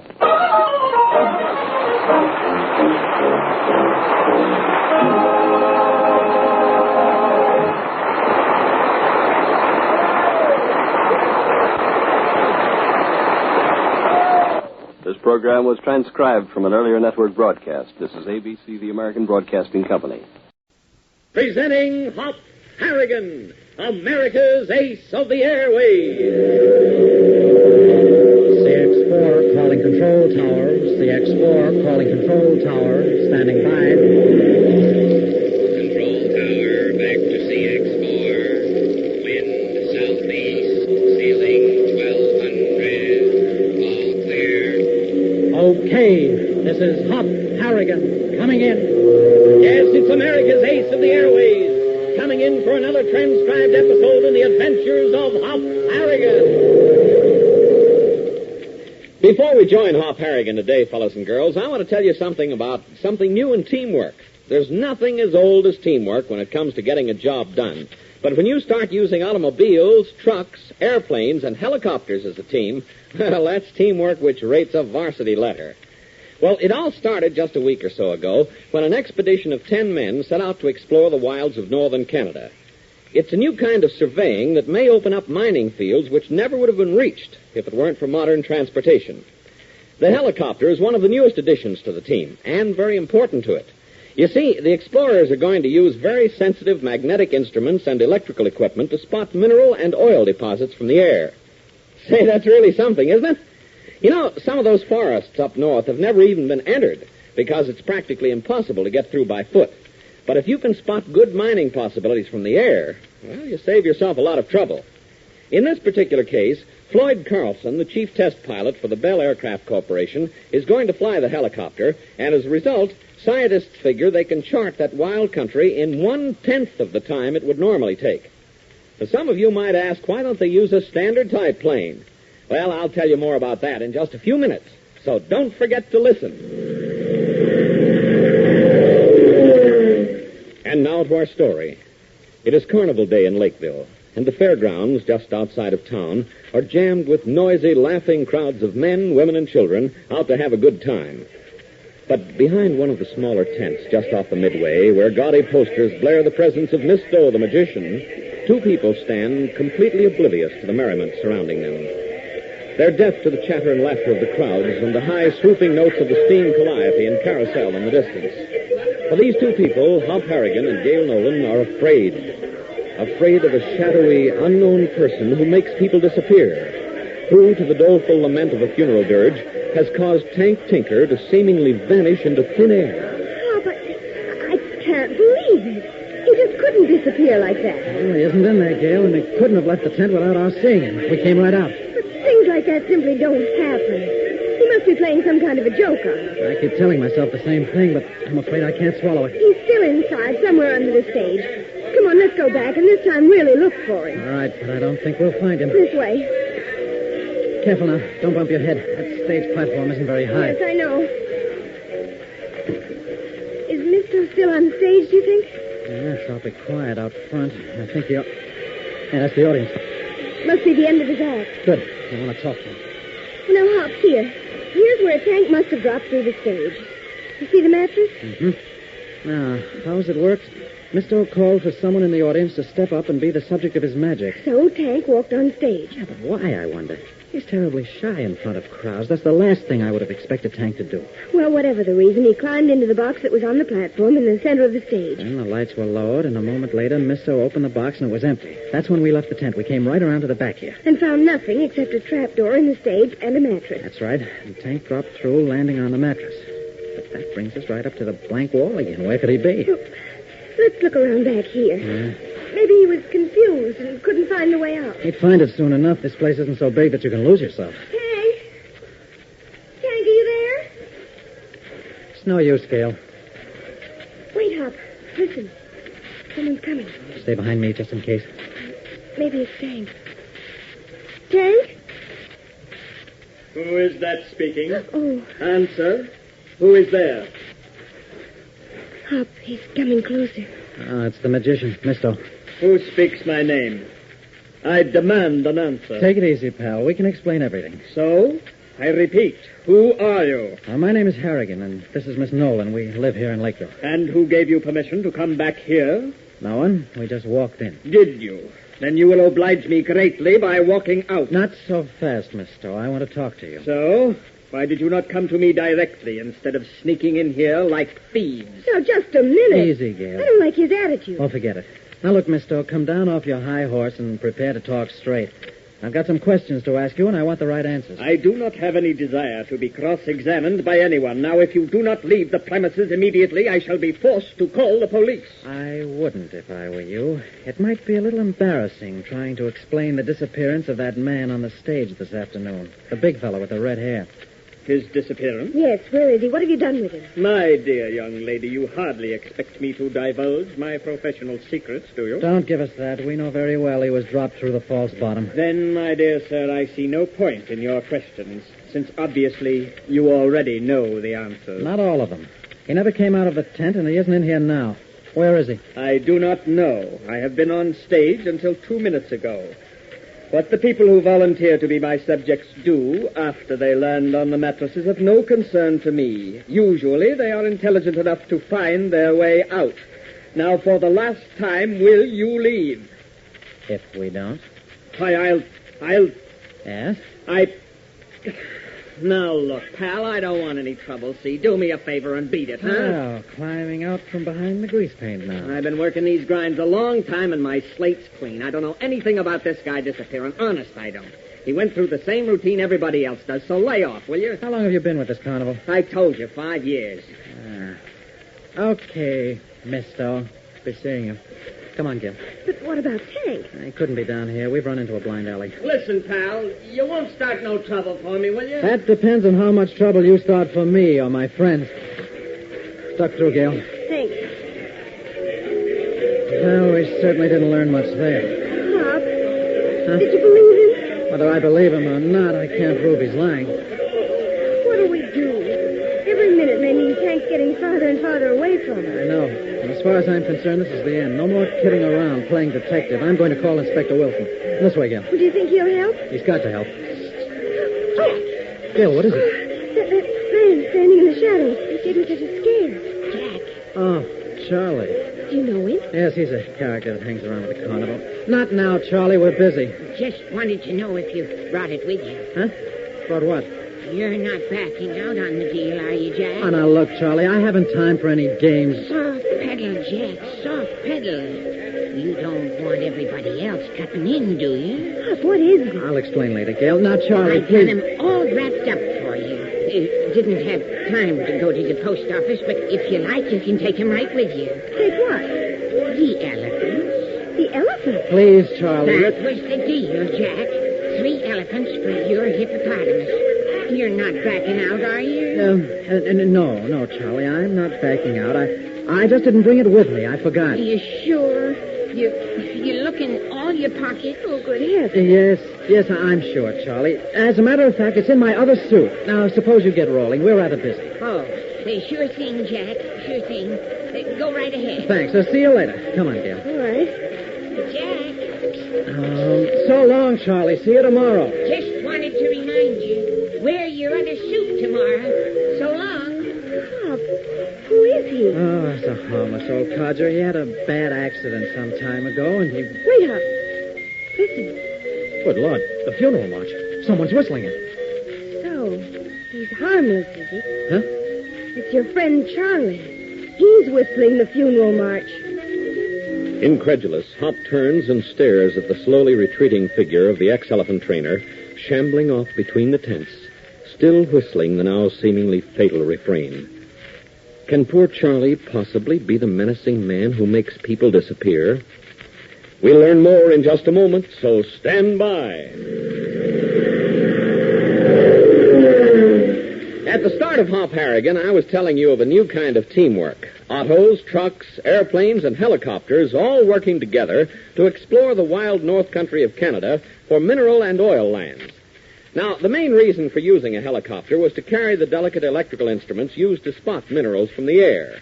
They've tried to use them from kites, but it just doesn't work. What was needed was a craft which could move through the air fairly fast without vibrating and shaking up the instruments, and which could almost stand still in midair in order to get the scientific readings. A helicopter just filled the bill. It flies about 80 miles an hour and can almost stand still in midair. Not only that, it can just about go straight up and down and hover above the point at which the data is being recorded. Right now, the expedition is operating out of Sudbury, Canada, and some pretty extensive tests have been made with the helicopter. The air exploration is being carried out over that rough, tough bush country which stretches from Sudbury north to the Hudson Bay country, a region which produces about 90% of the nickel in the world. That is, 90% is mined in the Sudbury area. In addition, nearly all the copper in Canada comes from this region, along with platinum and gold. So you can see how very important this new teamwork is. When you combine planes and cars, a lot of hard work is made much easier. Not only that, but using the helicopter carrying scientific instruments means a lot of land that might be bypassed by ordinary mineral hunters will get a close, careful survey, because from the air you can look over the whole terrain. So there you have another job in aviation. And remember, teamwork gets a lot of top jobs done, not only in the ground, but in the air also. Fellas and girls, there are a good many jobs still open in the aviation field. And always remember, America needs flyers. And now back to our story. Frantic with worry over Tank's disappearance, Hop and Gale left the tent of Misto, the magician, determined to call in Inspector Wilson of the New City Police. But they were stopped by Charlie, the ex-elephant trainer of the carnival, and broke away from him finally with great difficulty. However, as he disappeared between the tents, Gale and Hop distinctly heard him whistle the now deadly refrain of the funeral march. They gave chase immediately, rushing through the shadowy back alleys behind the tents. Careful, Gale. Don't trip over any of the guy wires. I'm trying not to. Do you see him, Hop? No, an old fella. He gets around fast. We're near the end of the row of tents. Couldn't have gone much farther. Wait, what was that? Sounded like a door slamming. Came from around the corner. Let's go. What is that building, anyway? It's the only one that isn't a tent. A prefabricated job. I saw them putting it up last night. Here we are. I see the door. It's the only one. Come on. Do you think Charlie went in there? No other place for him to go. Won't hurt to look anyway. Now, it isn't locked. Follow me, but stay close. Don't worry, I will. Hop, why is it so dark in here? No windows. Be careful. Where do you suppose we are? I haven't the slightest idea. What? Great Scott. Hop, where are we? What's going on? Oh, what a dope item. We're in the front house. You know, with all the crooked stairs and dark passages. Oh. It certainly is a good place to hide. Well, now what do we do? Which way do we go? Let's see. Oh, no, you don't, you sneaking rat. Oh, do you hear? I'll fix you. You won't make nobody disappear Oh, again. thank goodness he's all right. Is he? He sounds mad. We're going to stop this tomfoolery right now. What was that? Sounded like trouble. Tank! Tank! Tank, are you all right? Tank, answer me! Tank! Tank! Calling frantically, Hop and Gale groped their way through the Stygian darkness, trying to find their mechanic pal. But the only answer they receive is a mocking echo of their own voices. For rip-roaring action and suspense that will keep you glued to the edges of your seats, gang, don't miss the next exciting episode. Tune in and fly with Hop Harrigan, America's ace of the airways. So long, Hop. We'll be seeing you same time, same mutual station. Hop Harrigan is a transcribed, copyrighted feature appearing in All American Comics magazine.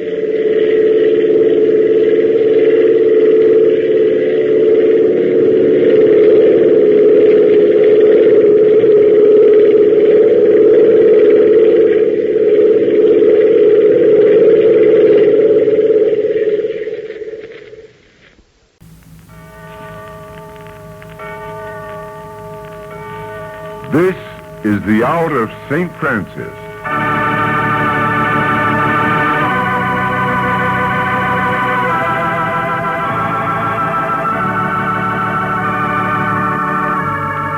The hour of St. Francis, brought to you with the hope that in presenting the ideal of the little poor man of Assisi who found the way of simplifying his life so many years ago, we in our complex world of hurry and worry may find some solace, some measure of faith and courage.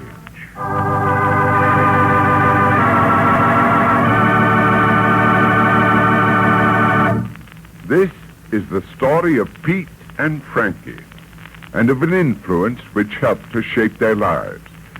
As we begin, it is evening, and two police officers are seated in a squad car. Yeah, it's a nice quiet night. Breaking in easy on your first car patrol, officer. Officer. Gee, that sounds good. Imagine me... Car 67, car 67. Hey, that's us. Yeah. 67, 4th and Main. 67, 4th and Main. Prowler now. 4th and Main, Prowler now. Roger. Let's get going. Turn down left on 3rd. There's a shortcut through an alley there. Hey, how do you know so much about this side of town? You've only been out here 2 days. Oh, this is my old stamping ground. I used to be one of the Main Street maulers. Oh, yeah? There's the place. McCarty Construction Company. They pay off at 8 tomorrow. He's probably after the payroll. Yeah. Right, we'll leave the car in this alley and walk up. Okay. Hey, look, by that first floor window, left side. Right, we'll grab him before he gets inside. I'd hate poking around in the dark for him. Yeah. All right, stay where you are. Don't move. Put up your hands. Okay, save your time searching me. I'm not packing no gun. I'll just make sure. Yeah, it's all right. No gun. All right, let's go back to the car with him. Come on, you. Hey, look, coming out the back window. I'll go get him. That's right. Hey, you! Hey! Okay, I hear you. Frankie. Hello, Shadow. Playing cops and robbers? I'm not playing. Now, don't move. You act big behind a gun. Just take that away from you. There goes your gun. You always were a sucker for a trick. I don't need a gun for what I'm going to do to you. Oh, my eyes. That's another trick you don't know. You're still fighting dirty, huh?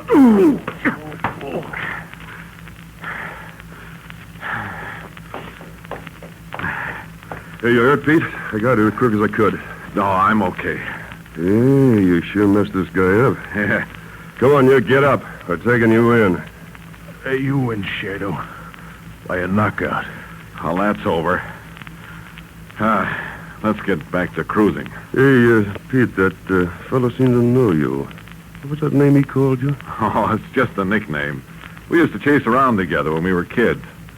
Funny meeting him tonight like this, after the way it started out.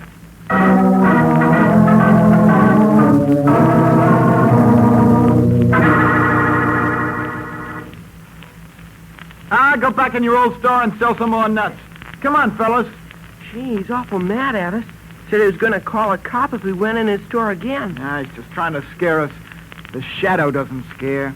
What are we going to do tonight, Shadow? Don't ask questions. When I get ready, I'll tell you. We haven't done anything in a long time. Frankie and his gang go on raids every night. What are you squawking about?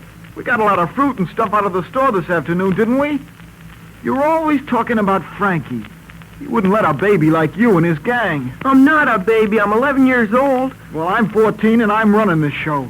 You take orders from the Shadow, see? We got to be careful in this end of town with all the cops around. Frankie isn't scared of cops. He's been in reform school and everything. He's tough. He's not so tough. He licks you every time you get in a fight. Well, he's 16 and he's a lot bigger than I am. And he fights sturdy. Wait till I learn a few tricks.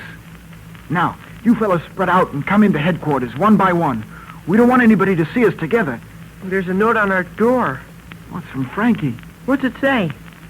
Who broke all the windows in Lincoln Grade School just a block from the police station? Well, tie that one. Frankie makes me sick crowing about a bunch of windows. We'll show him. We're going out tonight and break up his own headquarters. And I'm going to lick the tar out of Frankie.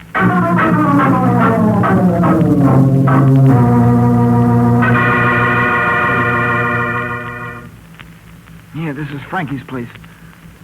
Gee, look at the big guys at the door. He keeps regular guards around his place. That ain't fair. Those guys are grown up already. We can't tackle them. Oh, heck, we might as well go home. No, I know a shortcut. I used to live down here. Go through this alley and cut across St. Anthony's schoolyard. Gee, it's dark. Don't they keep these gates locked? No, they're always open. Kids play in here all the time. Well, what's that building beside the school? Well, that's a hall where they have parties and things. Used to be an old barn. Got a shop where they make stuff out of wood. Bunch of Boy Scouts. Hey, I can see through this window. It's all fixed up in there. They must be going to have a party. Let's see what they're going to have to eat. Here, this window's cracked. I can get the glass loose and reach the lock. They got a watchdog. His name's King. Yeah, I can see him down there. He's wagging his tail. He knows me, that's why. Oh. Well, I got the window up. Larry, you jump down and put this rope around his neck. You're not going to choke him. Oh, it won't hurt him. I'll do it the way I saw in the movies. It just keeps him quiet. There, you got it? Now, I'll jerk the rope, quick. There. Now, we'll let him up before we go. That's the way they did it in the movies. Now, where's the kitchen?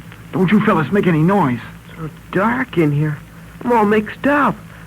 And here's the door, but it's locked. Well, the transom's open. You climb through and unlock the door. It's only got a bolt.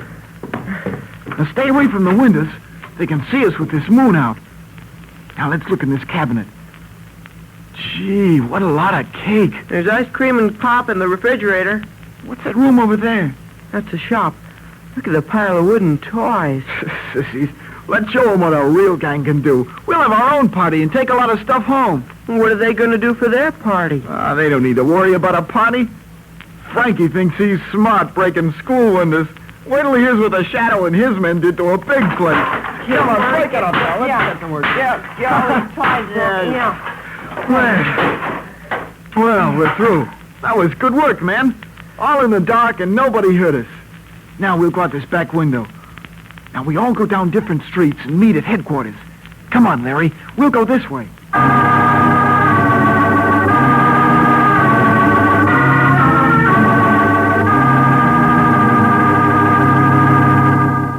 There's a cop. He's seen us. Wait a minute, you kids. Come on, Shadow. Let's run. Don't run. He'll think you've been doing something. What are you kids doing around here? It's 12:30. Where do you live? You find out. That's your job. Oh, tough guy, eh? You're new around here. Belong to Frankie's gang now, huh? I got my own gang, and I'm boss. We got enough trouble in this end of town with Frankie. I'm going to take you two along. I want to go home. My mother's waiting for me. Ah, shut up, you crybaby.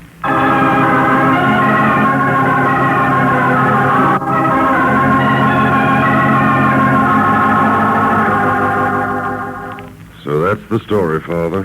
When I got your call this morning about the damage in the hall, I figured this might be the gang that got in. Here they are. Only 6 boys. I thought there must have been a crew of house wreckers. Why, there's Larry. You know him? He used to go to our school. I thought I'd bring them all over in case you might know some of them. I'm glad you did. I wanted to see them. Let's go over to the hall. The place they tore up? Well, I guess I'll have to see it, too, for my report.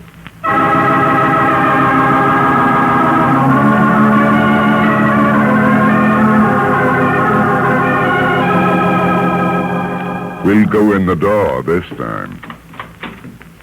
Gosh. Gee. Looks like a tank busted through.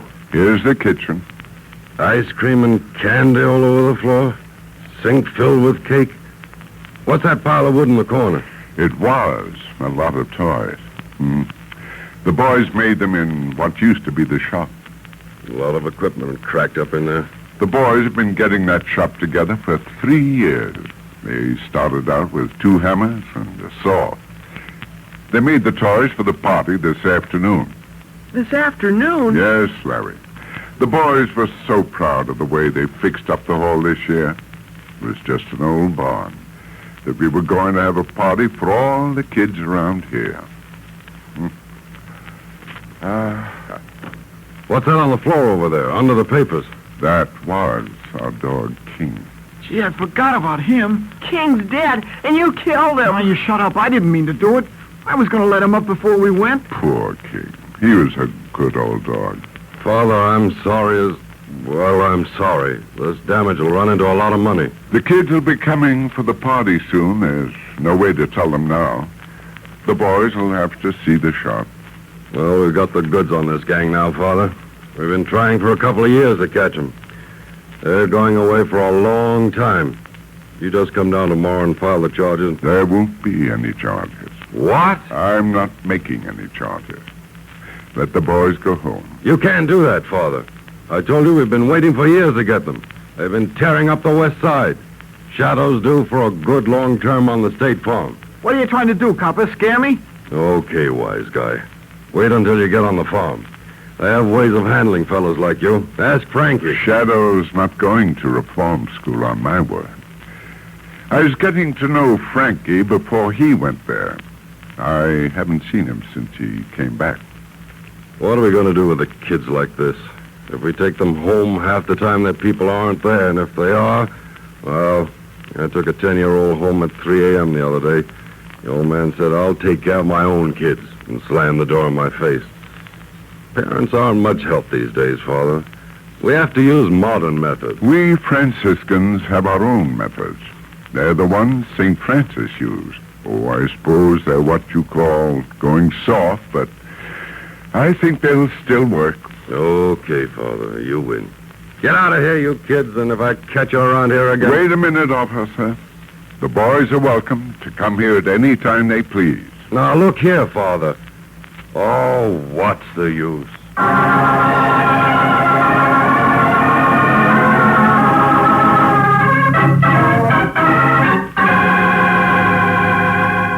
Hello, Shadow. So you found your way down to the hall again. Yeah. Something I can do for you? Yeah. Well, what's that under your sweater? It's my dog. We can go in here. Let's see your dog. Ah, he's a fine little puppy. Yeah. You got a new watchdog? Not yet. Want this one? Your dog? Well, I can't sneak him in the house anymore. He's too big, and they won't let me have a dog. I can't get the stuff to feed him, and, well, I kind of thought, after what happened to King... That's very generous of you, Shadow, but I wouldn't want to take your dog. Tell you what we'll do. We'll board him here for you, and you come down and visit him. He'll still be your dog. Gee, that's swell. He's going to be a good watchdog. He's got a loud bark. How's that gang? That bunch of pikers. Giving you trouble? Well, there's nothing to do anymore. The cops are always watching us. A couple of kids are talking about joining up with Frankie. The next time I meet Frankie, I'm going to lick the tar out of him. I'll show him who's tough. Is Frankie a good fighter? No, he fights dirty. Gouges and hits low. Can you box, Shadow? Kind of. We've got a boxing class down here. Father John teaches the boys. He used to be the state lightweight champ before he joined us. Like to come down someday and work out? Gee. Oh, but I don't belong on this side of town. That's all right. Lots of the boys don't. Maybe you'd like to bring the gang of yours along. We could find something for them to do. How about Saturday? Gee, that'll be swell. Only what, Shadow? Well, after what we did, I just want to say, well, I'm sorry for everything, Father. That's all right, Shadow. Forget it. The name's Pete. Okay, Pete. You come down Saturday morning and start those boxing lessons. You're small, but you're light on your feet. We can make a clean fighter out of you. Someday you'll meet Frankie, and you'll fight him fair. And this time, you'll be on the winning side.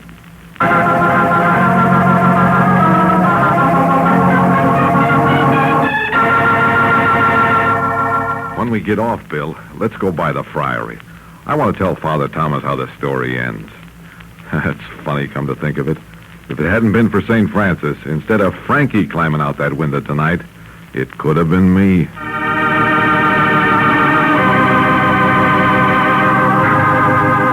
This quarter hour has been brought to you by the Third Order of St. Francis. The Third Order is a society of men and women living in the world and in all walks of life, in the professions, in businesses, and in their domestic and family lives, who have dedicated themselves to the ideals and, in their own measure, to the rule of the little poor man of Assisi.